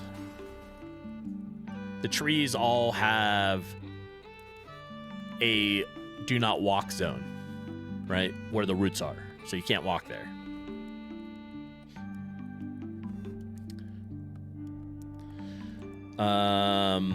You've been struggling with a bookshelf in yours. So yeah, it was cool to see you got it looking right. It's a tough thing, right? Let's go into the basement. And I have it here, right? So layers. The table's right, so I can sit at the table, right? I mean, you can sort of see it glitches a little bit with the stool. But as long as I'm here, I'm okay. It thinks I'm in front of it. But if I move up too far, it thinks I'm behind it. The bar, that one's out of whack, because it looks like I'm standing on it. But here, it looks like I can be behind it. Same thing with down here. I think I have no walk zone there. There. This makes it look like I'm walking behind the, like the crates, right? It's all about kind of placing layers. So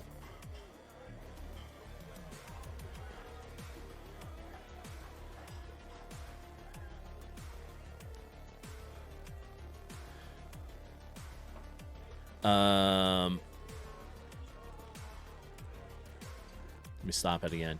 Yeah, it's all about the layers, right? And where, at least for GameMaker, what the layer systems are.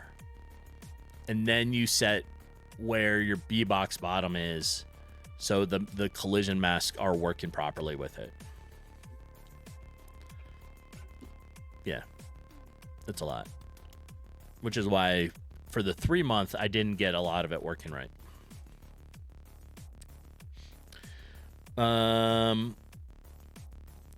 Well, sort yeah, that's the B box bottom.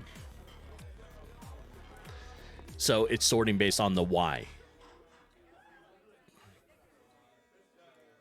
Just called something different.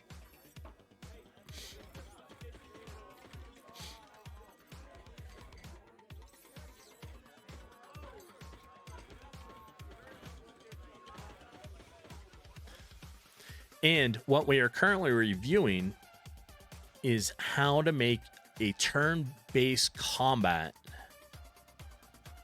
feel a little better. Right now, it's only enemies, right? It's turn-based combat. So you can't accidentally attack an NPC because there is no combat with them. Just the enemies. But I was thinking, because I've been playing a lot of Crimson Desert, I was like, oh, wouldn't it be funny if you could accidentally bump into your NPC and they get mad at you? I was like, that'd be funny.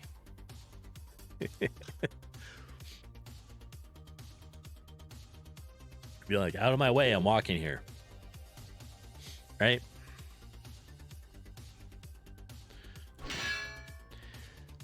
And I'm keeping to turn-based combat. You want to look at adding moods and personality traits. I think that's an excellent idea. Here, let's beat this rat. So right now, if we go back up, they all have what I call sort of like, I don't know, like it's like bitching at player, right? They randomly will say stuff to you. It's essentially like a little state machine, right? And when you get close, it's based on a radius. So when you get close to them, they say stuff to you, like, "Hey, what do you want? Come here," that kind of stuff. But you can build in, I guess, like, there's no AI to these, so I'm manually typing in everything they have to say, but then it chooses between it, right? You could give them all personalities. You would make the moods. Oh, here's an idea.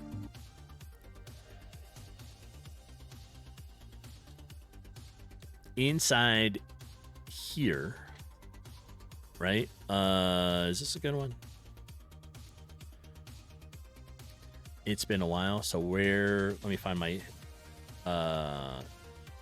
NPC. Yes, so we have different shout out messages, right? And is this where my state machine is?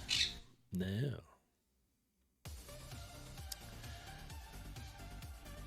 So NPC, Brent, let's take a look at yours. If NPC conversation, step, yes. So we have a state machine here, right? If you're in step, there we are. Oh, it's in under actor. Okay. Our state machine, right? So you can do state machine for moods. Is the player happy? Right? They're in this state. If it switches, and you can set a timer, maybe they switch and every, I don't know, day, they're in a different mood, or every hour it's a different mood. And if they're in a different mood, right? Which means they're in a different state, it has a different set of conversations with it. You could do that. Or their behavior is different because they're in a different mood. That would be a good way to do it. I'm assuming, I'm only going to tell you GameMaker how to do it, sort of. But state machines, pretty sure can be used, are buildable function blocks, and you can use it wherever, right?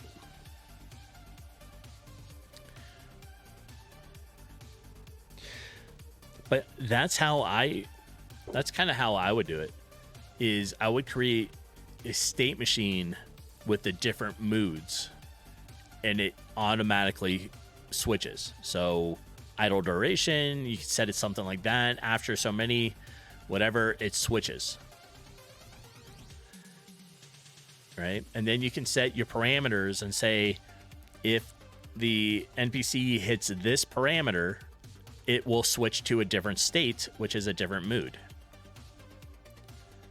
Kelvar, state machines are a programming concept. It's not tied to any engine or language. Excellent. Good to know. So, that's how I would do it. Also, ads are about to go off. I do need a little bit more coffee, so I'm going to take a B right back during that time. And then we'll get back here and start looking at things. We'll continue looking at it. We're probably not going to write any actual code today. Today's really the first full day of this new 6-month project. So we're reviewing things, trying to figure out what we want to work on, and come up with concepts and get reacquainted with the coding, like the objects and all this stuff in this particular project. Because it's been 3 months since we looked at it. All right, like I said, ads are about to go off. When they do, I will take a B right back, because you always need a little bit of coffee, right?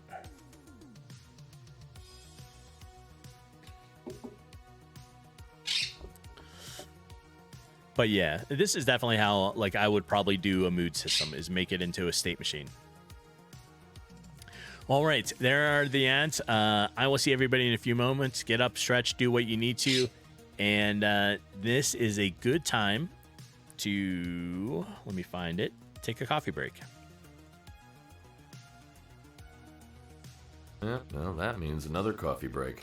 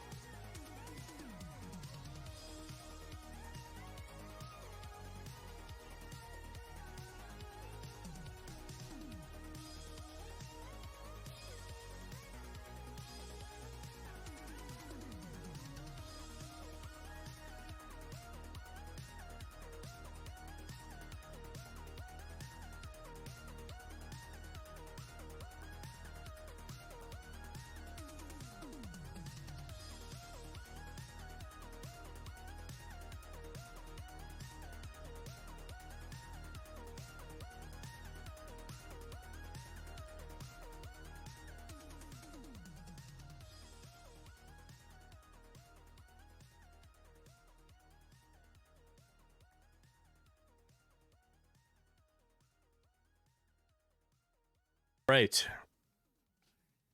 We are back.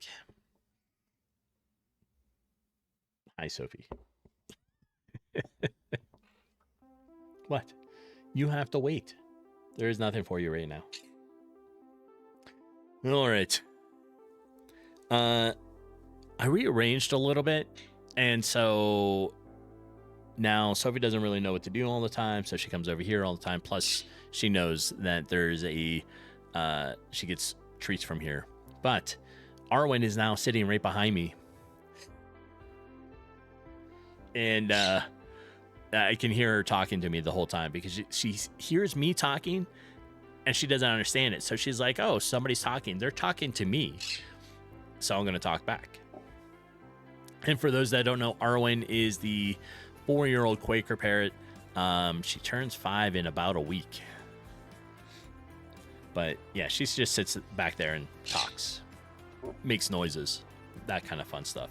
Or repeats me when I say, like, damn it, and all that stuff when I game. Right? All right. On the whiteboard, right, which is the link at the top here, you can join in. And so we got different things being done in here. People are saying, somebody said, hi, like hello. And then Dia Dit is hello in Irish. And then right here, this is the little zone where I at the end, like, breaking out the concepts for the game. So yesterday we talked about suggestions, and then we made it a big list, right? And then we took some of those and put them into a suggested rank of what we want to work on. And then over here we broke out the different categories, right? Like the shops, character selection, items, biomes, town resources, NPCs, that kind of stuff. And while this is not a definitive list, we'll just keep expanding on it as we come up with stuff.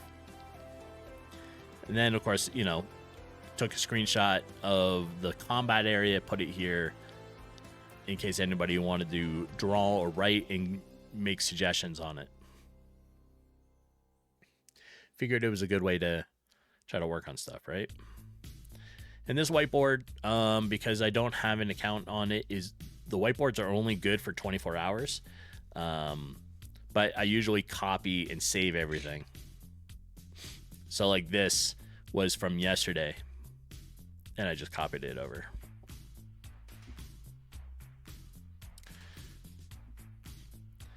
All right.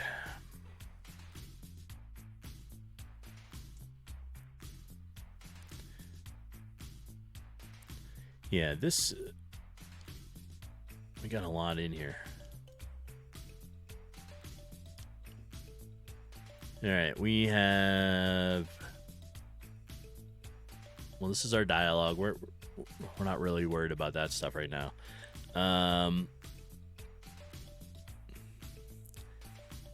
And we have something slightly wrong with the conversation where it repeats some of the same stuff.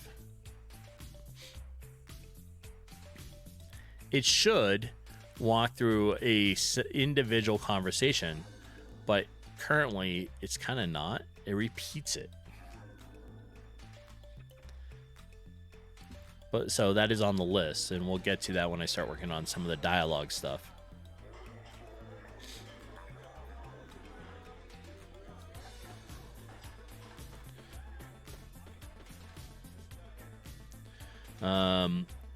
Right now, the questing is sequential, at least for the first 3, right?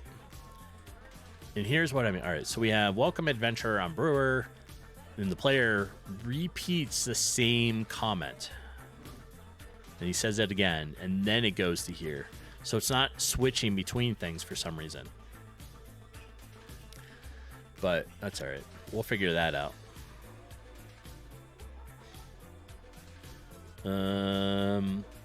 Let's go to the shop.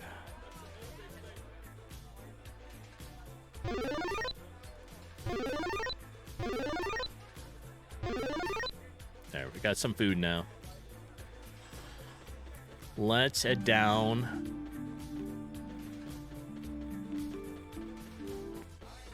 in the marsh I made it so the enemies aren't just wandering around until you get a little close. When they identify you, there was a rat that ran at me. They appear, right? So the rats are visible, I think. I can't remember now. They may not be until you get close.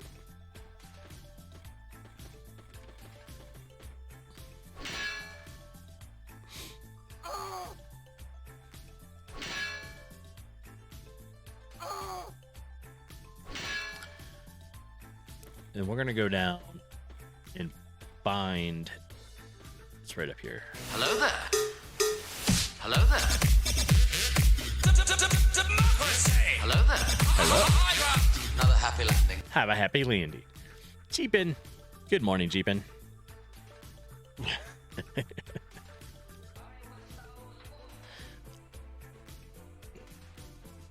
Hi, Sophie. Did you have to come over because you heard me say Jeepin? All right, this is the entrance to the cave. It says enter the cave, teleports in. So now we're in here, right? And this is a good example of the enemies are hidden until you get close.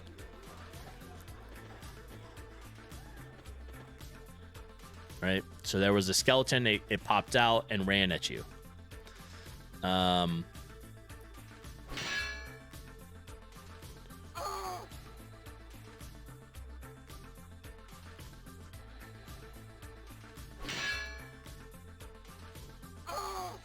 I am not going to win this fight, by the way. So we're going to die here. And that's the death sequence. And it brings you back and it says, oh, what a crazy dream I just had. Glad that didn't really happen. And then you get to continue and go back out. But as this is an expansion, I already built in locations that are going to open or will be available to open, right?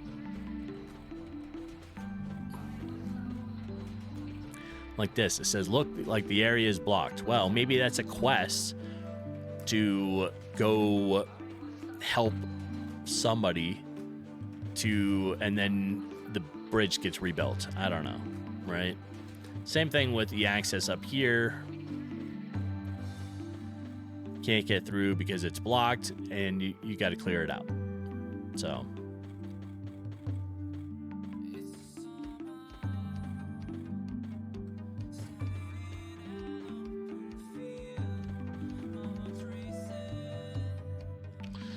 but so Jeepin, most of the morning we've been talking about combat, right? We're trying to review what we need to change with it to make it feel more natural and not such a clunky game loop.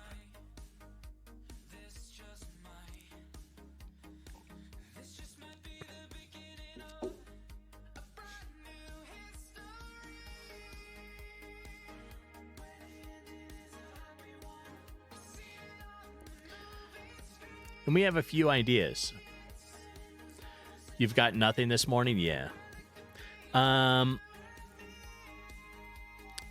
Brent, you think that's a sign you should put in items or some way to help the player prevent certain death?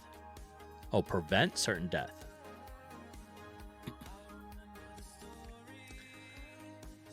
So, resigning to a loss because there's no way to come back would frustrate a player.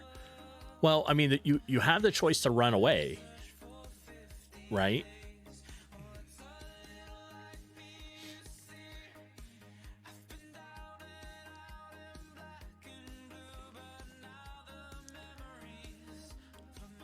And I didn't try it. I mean, like, I have an item. So let me take some damage here. Let me see if the items are working in the combat. Alright. So, hurt. Use an item. It did not heal me. So the items right now are bugged in combat. If I run away, and then the item worked once I got out of combat. There's a bug, right? But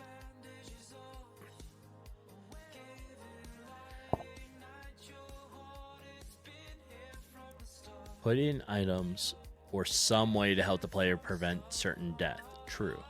So what else can we do? Right? Right now, we only... Where's my notes? Right now, we only have...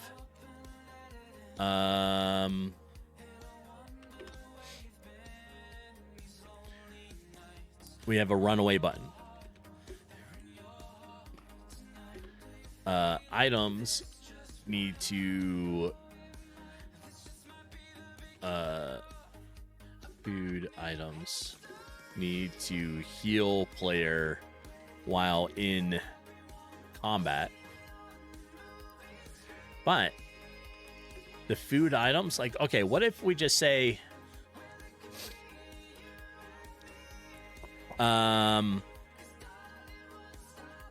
if you open your backpack to get an item out, do you lose your turn because now you stop to pull your backpack around to open it up?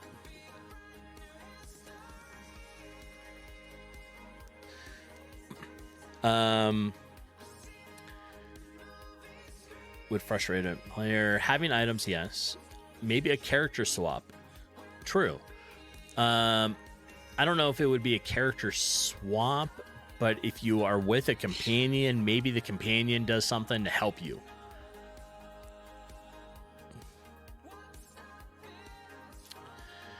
Right?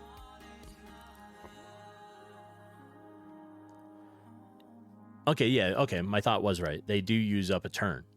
I think that would be fine. Right? Making it so that if you use one of your items from your bag, it uses up your turn. I think that would be okay.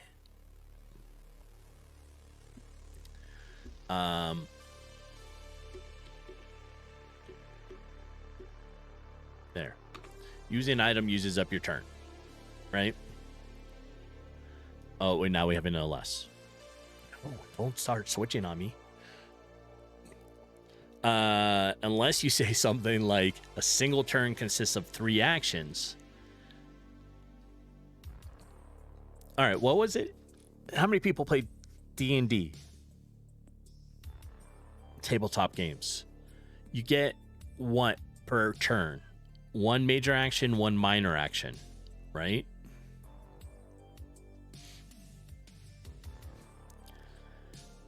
Yeah, so 1 major action, 1 minor action. Now, here's a thought. Okay, here's a thought. What if you had a quick slot worth that you could hold 1 item, right? Because that quick slot is something that's on your belt. You can grab it. It would be like... Do I have it down here?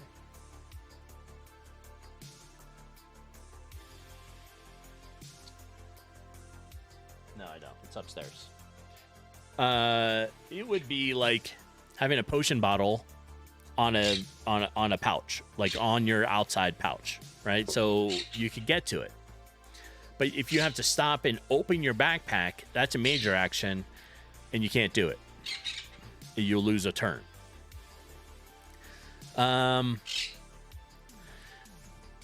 Unless you say something like a single turn of different actions. So what if we said like 1 major one, 1 minor one? For example, basic attack takes 1 action point. True. Strong attack takes 3. Oh, I see. Okay. And different items could take different amounts of actions. True. We could do it that way. Uses a turn, or have any attack for that turn does a % less for damage.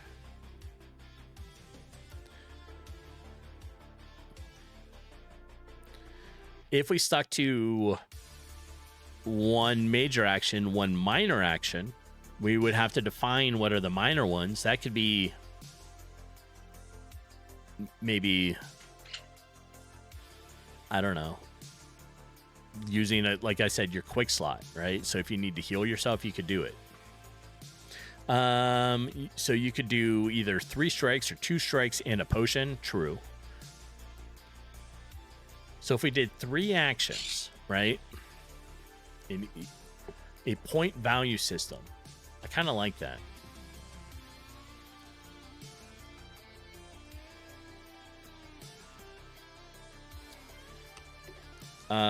Combat point value system. So 3 points, and then we say I don't know, quick slot equals 1 point, light attack equals 1 point, heavy attack maybe equals 3 points. Something like that. That's an example. And cover, you could be like Batman of the 60s. Adam West, yeah, I would be okay with that. And you have a utility belt that always has the right tool. True. But that allows you, if you have a quick slot, right? So if we open up inventory, maybe you have 1 quick slot, and you could put a group, like whatever item. So if I have a group of potions, I would put that into the quick slot, because those potions are hanging on essentially a utility belt on you, right? And it's quick to be able to grab it and use it. But if you have to stop and you open your backpack, maybe that's 2 points, and then you only get 1 point to use something, right? So your whole turn will be opening the backpack to get an item. And maybe moving an item from here. So opening the backpack is 2 points, and moving an item from here to a quick slot is also 1 point. So that would be your 3 points. And you would lose your turn at that point. Something like that, right? So we could also say open backpack 2 points, use item 1 point, move item to quick slot 1 point. There we go. All right. So now we have that. Yeah, because the only way right now is to either run and then use an item, right? Because these are not, the items are not active in combat. Even though you can open the bag, you can't, it doesn't use it right.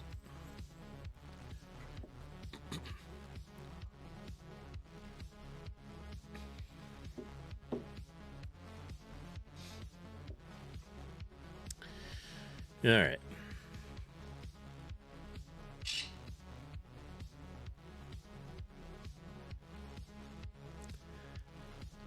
We also know we're going to be bringing in companions into this, right? Because we talked about that up here and what they can provide for you, right? Where maybe they help along with fighting, maybe they can heal you as well.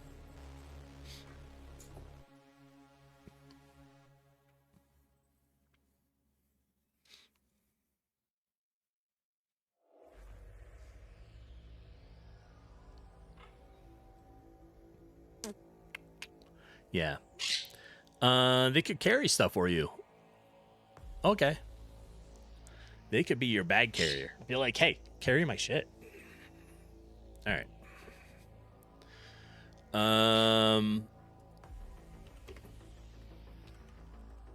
Oh, maybe they have, not only do you get carry slots, they have carry slots, and you can have them carry your stuff. I think that would be great. Companion also has bag,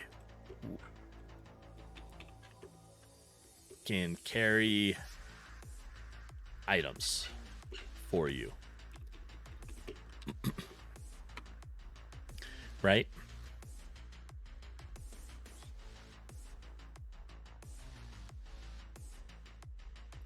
And it would work similar. Let's run. Let's go find the barkeep, right? Let's say you talk to your companion. And you're like, hey, I want to trade items from your bag to mine or my bag to yours. And it would look something like this, where you have your bag, you would have your companion's bag, and you can move them between it.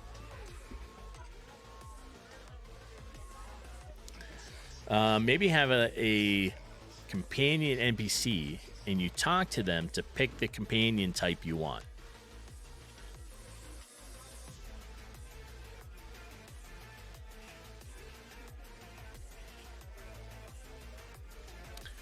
What? I like being able to pick, but what about, let's say you come in here, right? And you're like, oh, here's somebody I can talk to. So we'll talk to Captain Anessa, right? And let's say they have the option. They're like, hey, I'll be your companion. You just got to pay them, right? So you hire them as a companion. They are now your companion. So you walk around, they kind of follow you around, right? But we come over and talk to like Seraphia here and be like, hey, and then they have an option to also be your companion. Now you have two of them, right? And they follow you. But when you go into combat, right, maybe you need to be able to choose only one, because only one of them actually comes into combat with you, and you can swap them out.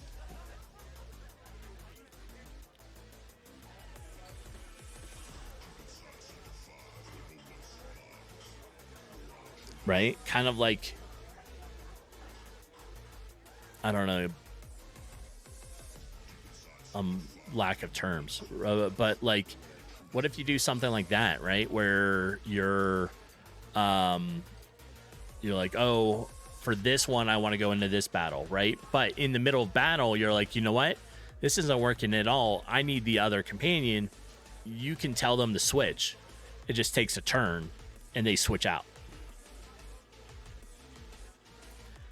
You could do something like that.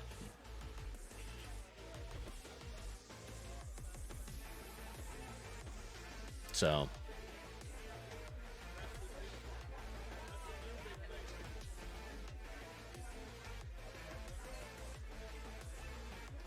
yeah, I mean, we could do something like that. That might work, right? And maybe you pick up different companions at different spots throughout the map.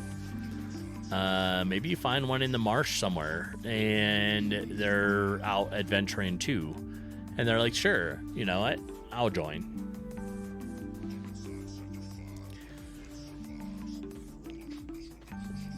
That idea could work. So under companion here, we'll put down maybe 2 companions, and can swap them during a fight. Fights only allow 1 companion. All right. You could rescue a companion, yep, and get them for free. True. So maybe they're in a bad situation somewhere, right? And you come down there and you defeat the enemies, and then you get the companions like, hey, you're a great person. You just rescued me. You need a companion? You need a party member? You know.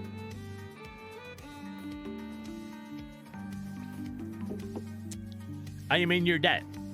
Exactly. So let's put that under companion. Can find out in the world, save them from enemy, and free companion join. I am in your debt. Or hire from town, right? And not everybody's going to be available. So it'll be certain ones. And maybe they look different, right? Maybe these are just the normal town folk, right? Not adventurers, but then we'll find characters and be like, that is another adventurer, and you could go talk to them.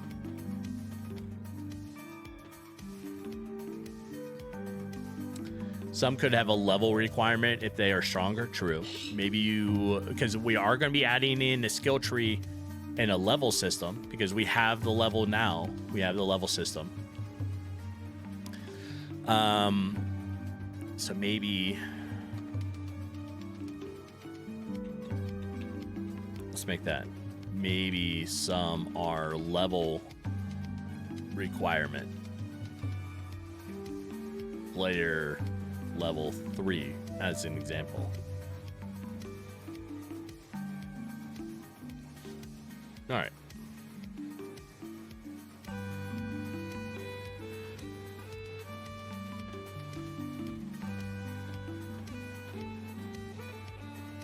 They all talk to you, so you can. I would love it to make it so that every one of them has a conversation.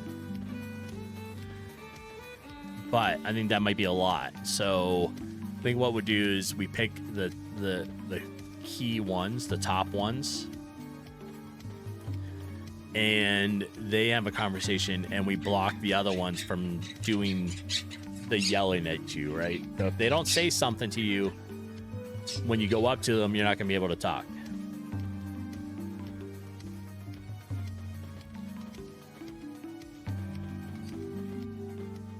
I think there's only one. There's one other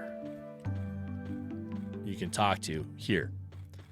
See how this one, when you come up to Silver Eclipse character here, that you have a little chat bubble. That means you can talk to them.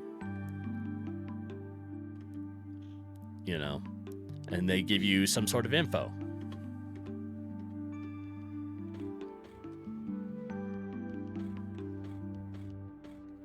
But if there's no chat bubble, they won't talk to you. So we could do something like that as well.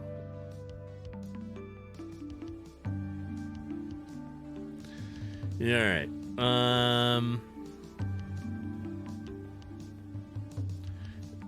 I think we have a pretty good. We're getting a good start with this, right? This particular project, I wanted to spend more time at the beginning to try to flush out how to go about things. Graphically, are you going to make any changes? Yes and no. My idea is some of the background stuff like this, that's all going to change because those are asset, like it's an asset pack, and I really like it, right? The player, yes. I would like to change maybe the player, how it looks, maybe find a different player. I don't know. Some of the characters are going to get changed. Yes.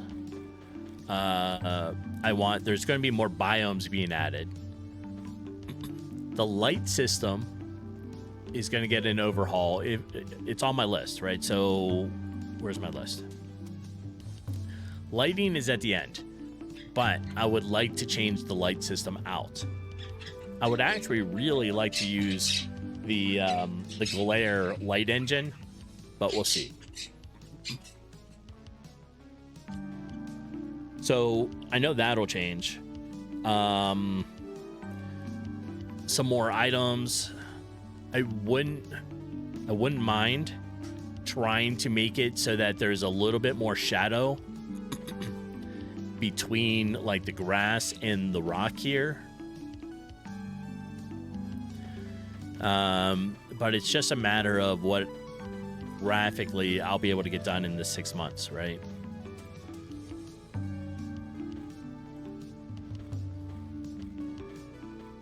What recommendations or thoughts do you have about the graphic? Up here on the HUD, right? I'd like to change up this a little better. Oh, you can't really see it because I'm in the way. But there's like the journal, backpack, and settings button over here. I'd like to fix those. I kind of would like to change up this a little more. It doesn't need to be that big. This can be smaller.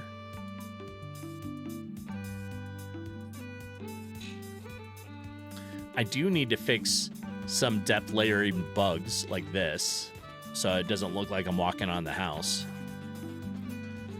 The trees are pretty good. This is good. I didn't get to the house, like the buildings on some of it. Helms, yeah. So graphically, we don't have any gear added yet, but I think gear and items are an excellent thing to add. So then it becomes like I don't have a character screen, right? But we would have a added in character screen and maybe a visual appearance on the player, right?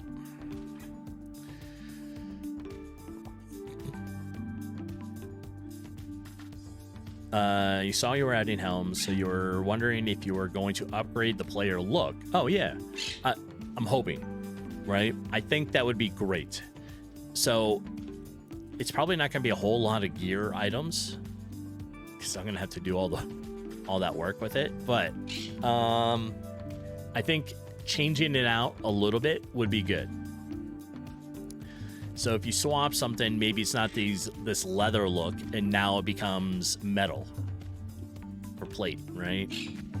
That kind of stuff. And maybe it'd be a reach, but maybe you can also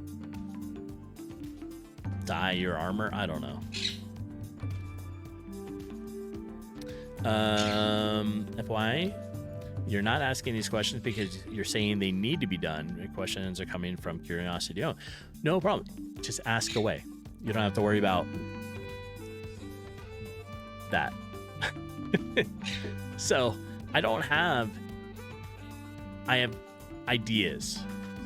I don't have anything set yet on how the player is going to be. I do know that I want to add gear and items beyond the food stuff, right? So I have no idea how that's going to look yet with the player. You didn't want me to develop a complex. Oh, don't worry about that. I don't have an answer yet. But I think it would be neat. And again, it's working into the scope of the project, right? Adding stuff in does make it, well, can I get it done in the scope? I don't know, right? Because maybe certain things don't make it, but they'll be for version 3, right? And maybe version 2 is essentially like an expansion, and then version 3 adds in even more stuff. A campfire, yes. I want a tent that you can be able to use. I would like to do campfire. So you have some place that will essentially save the game. There's no game save yet in here. I want to add the game saving. If you create a camp, I want you to be able to save the game there.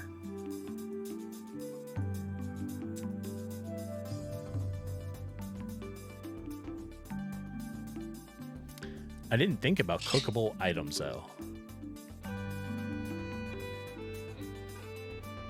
Okay, so where's my list?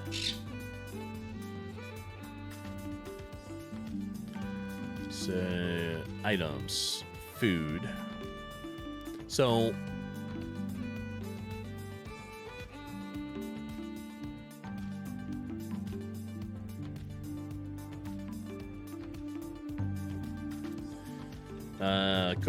cookable items, right? Then, if you cook it, it gives better stats. How's that? Cookable items gives better stats.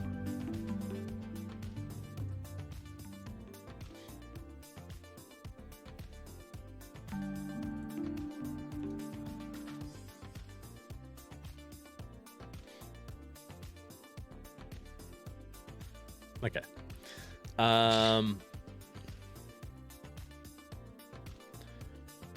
What else? What biomes do I have?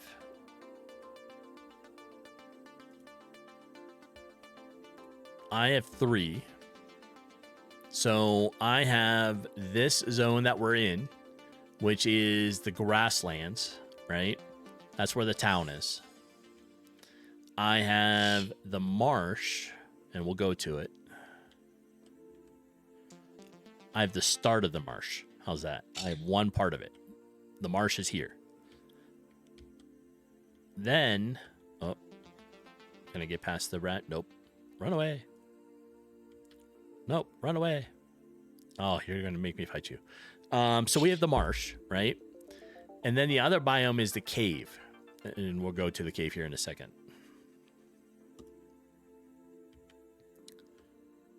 Oh, another rat. Lots of rats.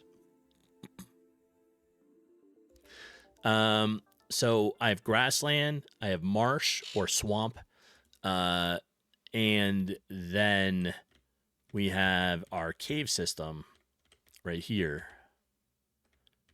So that's the 3 biomes currently.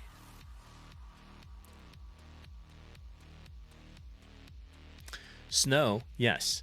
On my list of biomes right here, the idea is I want to add in winter, so cold area, desert, a hot area, and the ancient forest. So that will add 3 more biomes, right? It's already kind of started. Because if we stop the game and come here, on the 3-month, this is the only part you're able to get to. I started this, but was not able to complete it, so I sealed it off, right? But this is the ancient forest, or the start of it, right? Now, the size of the map is probably going to change, or at least maybe another section for it. For the ancient forest, maybe for the swamp, or this is what it is, and you go this way through here and exit to another area that has, like, the snow, or you go this way and get to the desert, that kind of stuff. Right? But I know I want snow. I know I'd like the desert. And I already started on the ancient forest area.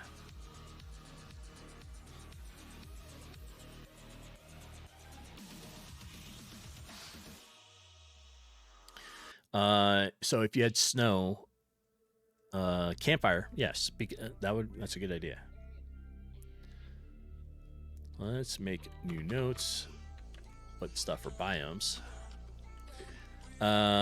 Snow area. Campfire provides provides heat. There we go.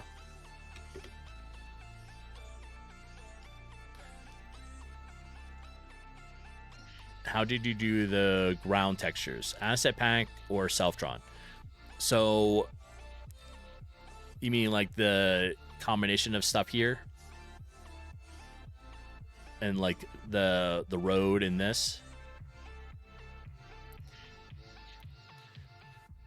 95% of it is a asset pack. I bought everything from them. So it's a total of like 12 biomes like parts, right? Currently only using obviously 3 of it. But these are tiled, so it's separate on here. This is all layers over here. If I choose grassland scenery here, this is like objects inside it. Some of it's just scenery, like tiles, and some of it are actual objects. And here is the ground pieces, right? So to do the road, I was doing usually on one layer, I would do the road, and then on the next layer above it, I was doing the grass, right? So you can see certain layers that way, right? So that's the bottom layer for the grass. And then we have like the marsh, ancient bottoms, that kind of stuff. Grassland, scenery lower. Grassland's upper. But yeah, like grassland here is the road mostly. And then slightly above it is the regular grass areas. But yeah, it's their asset packs for most of this.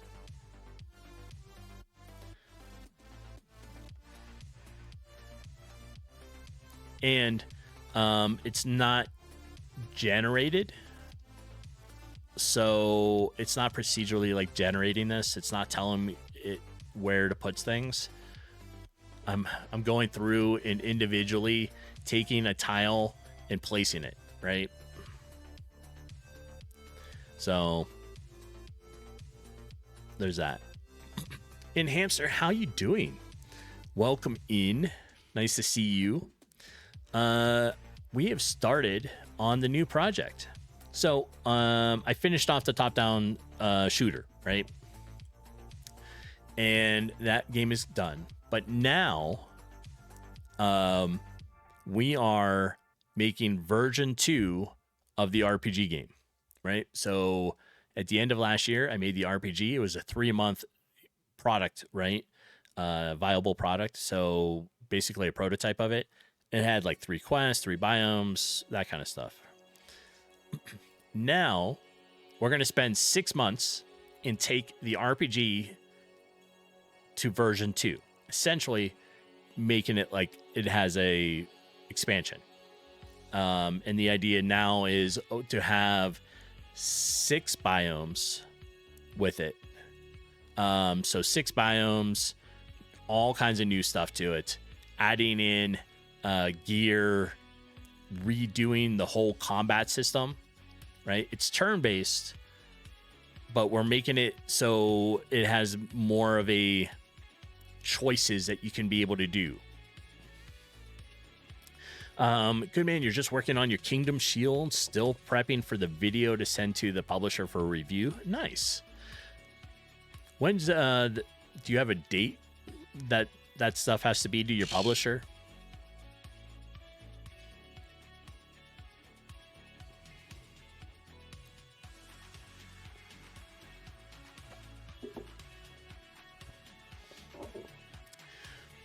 But Velosario, I hope that answered your question on it.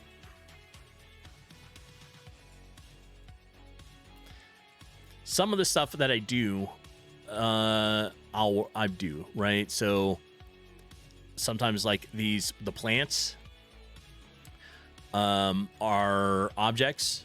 So those are like my stuff. Some of it's part of the pack. Some of it is not. I'm going to say maybe 85% of it is probably the asset packs. Like, you know, but that's, you know, that's fine because like I said, I paid it. I bought the asset packs to be able to use. Hamster, you told him this last Friday. Okay, but you've been squashing bugs. True. You got to do that. So he reminded you. He said no rush and thanked him for letting you know. Cool. You don't have a date, but you're hoping for the next couple of weeks. Excellent.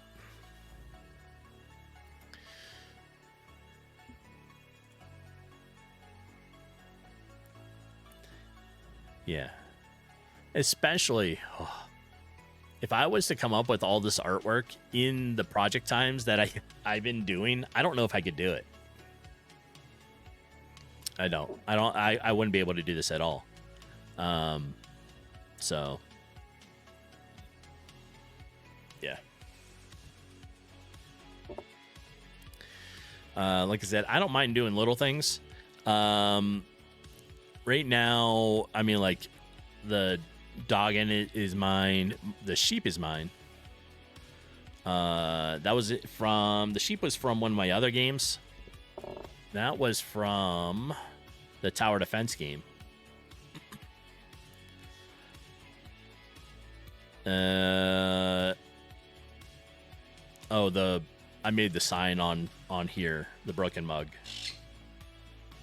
That's about it. Like I said, it's probably going to be about like 85% the asset pack, and then I'll work on stuff.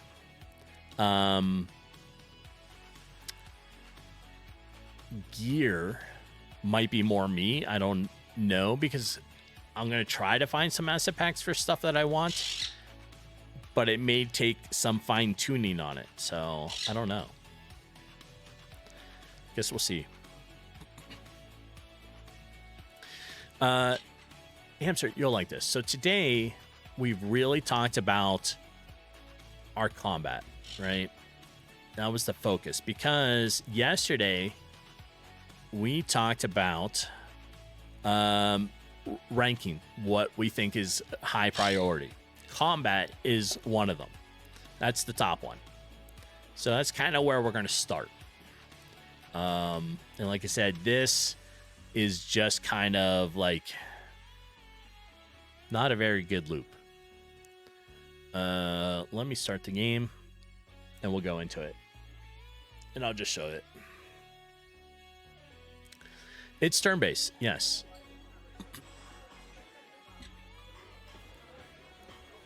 All right, we'll go to the basement because that's where the rats are. This is it. This is what I managed to get done in the 3 months, right? So you come into combat. Right now, you can spam either the light attack or the heavy attack. They are taking away your stamina, but not enough, right? So if I do a heavy attack, that's kind of it. I can just kind of spam it.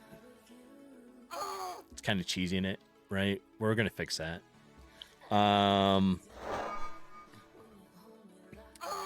The shield button. You like my voice? The shield button replenishes some of your stamina, right? So it puts you in defend, it replenishes it. You lose a turn though, but you can do it. So we were talking and we made a whole bunch of notes about what needs to be done and fixed. You recorded Holy cow. You recorded another 16 lines of dialogue for the 2 enemies. That's a lot. I have not really done a whole lot of voice recording.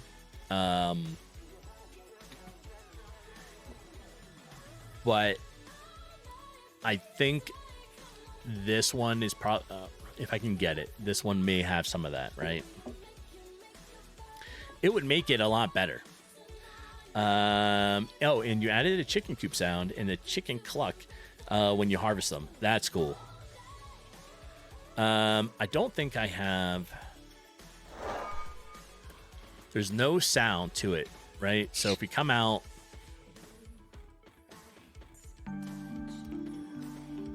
and we find the dog, it just says woof woof. But I would like to add the sound clip when you like pet them, or you get close, you hear the dog bark, right? This was the only part that I got done, so it doesn't walk yet. It just kind of glides across the ground.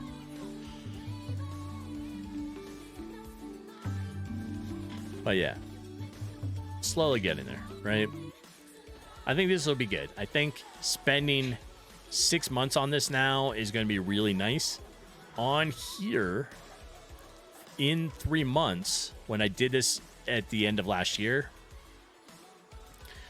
I spent a total of 12 days, 18 hours, which equated to about 306 hours of time to make this. But this was making it from scratch, right? Now, for the 6 months, I'm aiming for 550, 600 hours, right? Which I think will be really good time. So in total, we'll have a total of 900 hours at the end of the 6 months on this, right? So 300 on the first part on version 1, and then to take it to version 2, we're looking at 600 hours. We'll say that.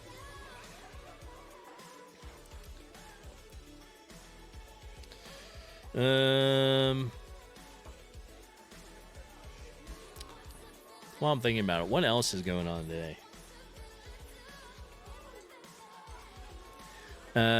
Today,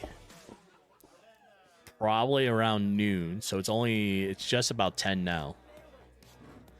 Jeepin is going to be streaming, and it's going to be probably Crimson Desert.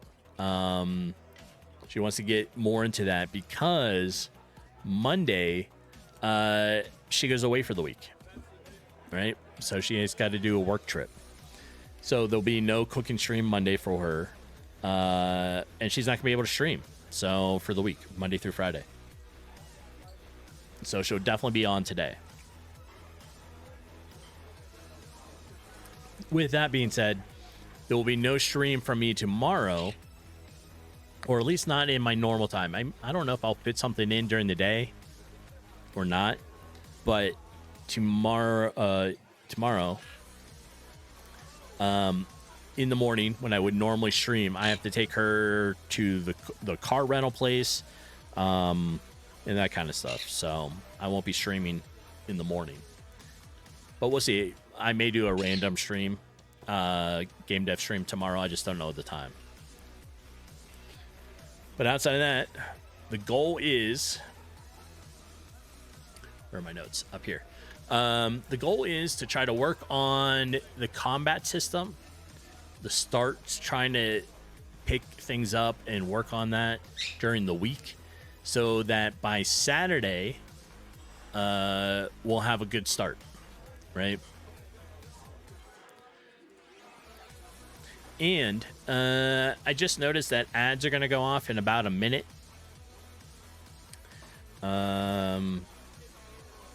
But I don't know. I think we're at a good spot. So I think that just may be it for today. There's some stuff I need to get done, and like I said, we're going to snooze those ads. I want to get done, and I know Jeepin is going to be streaming today, probably in about 2 hours. So want to try to get some stuff done before she streams. So let's see who is on.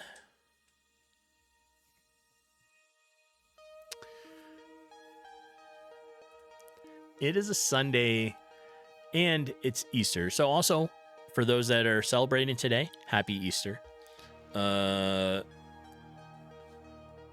We'll see who is on. It's not there's not always a lot of game devs on Sunday.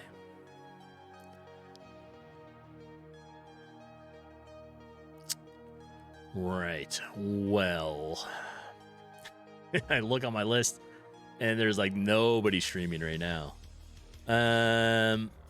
Let me see. Well, I think what we'll do is, because the only person I'm really seeing on today, we'll go visit Mr. D-Boy.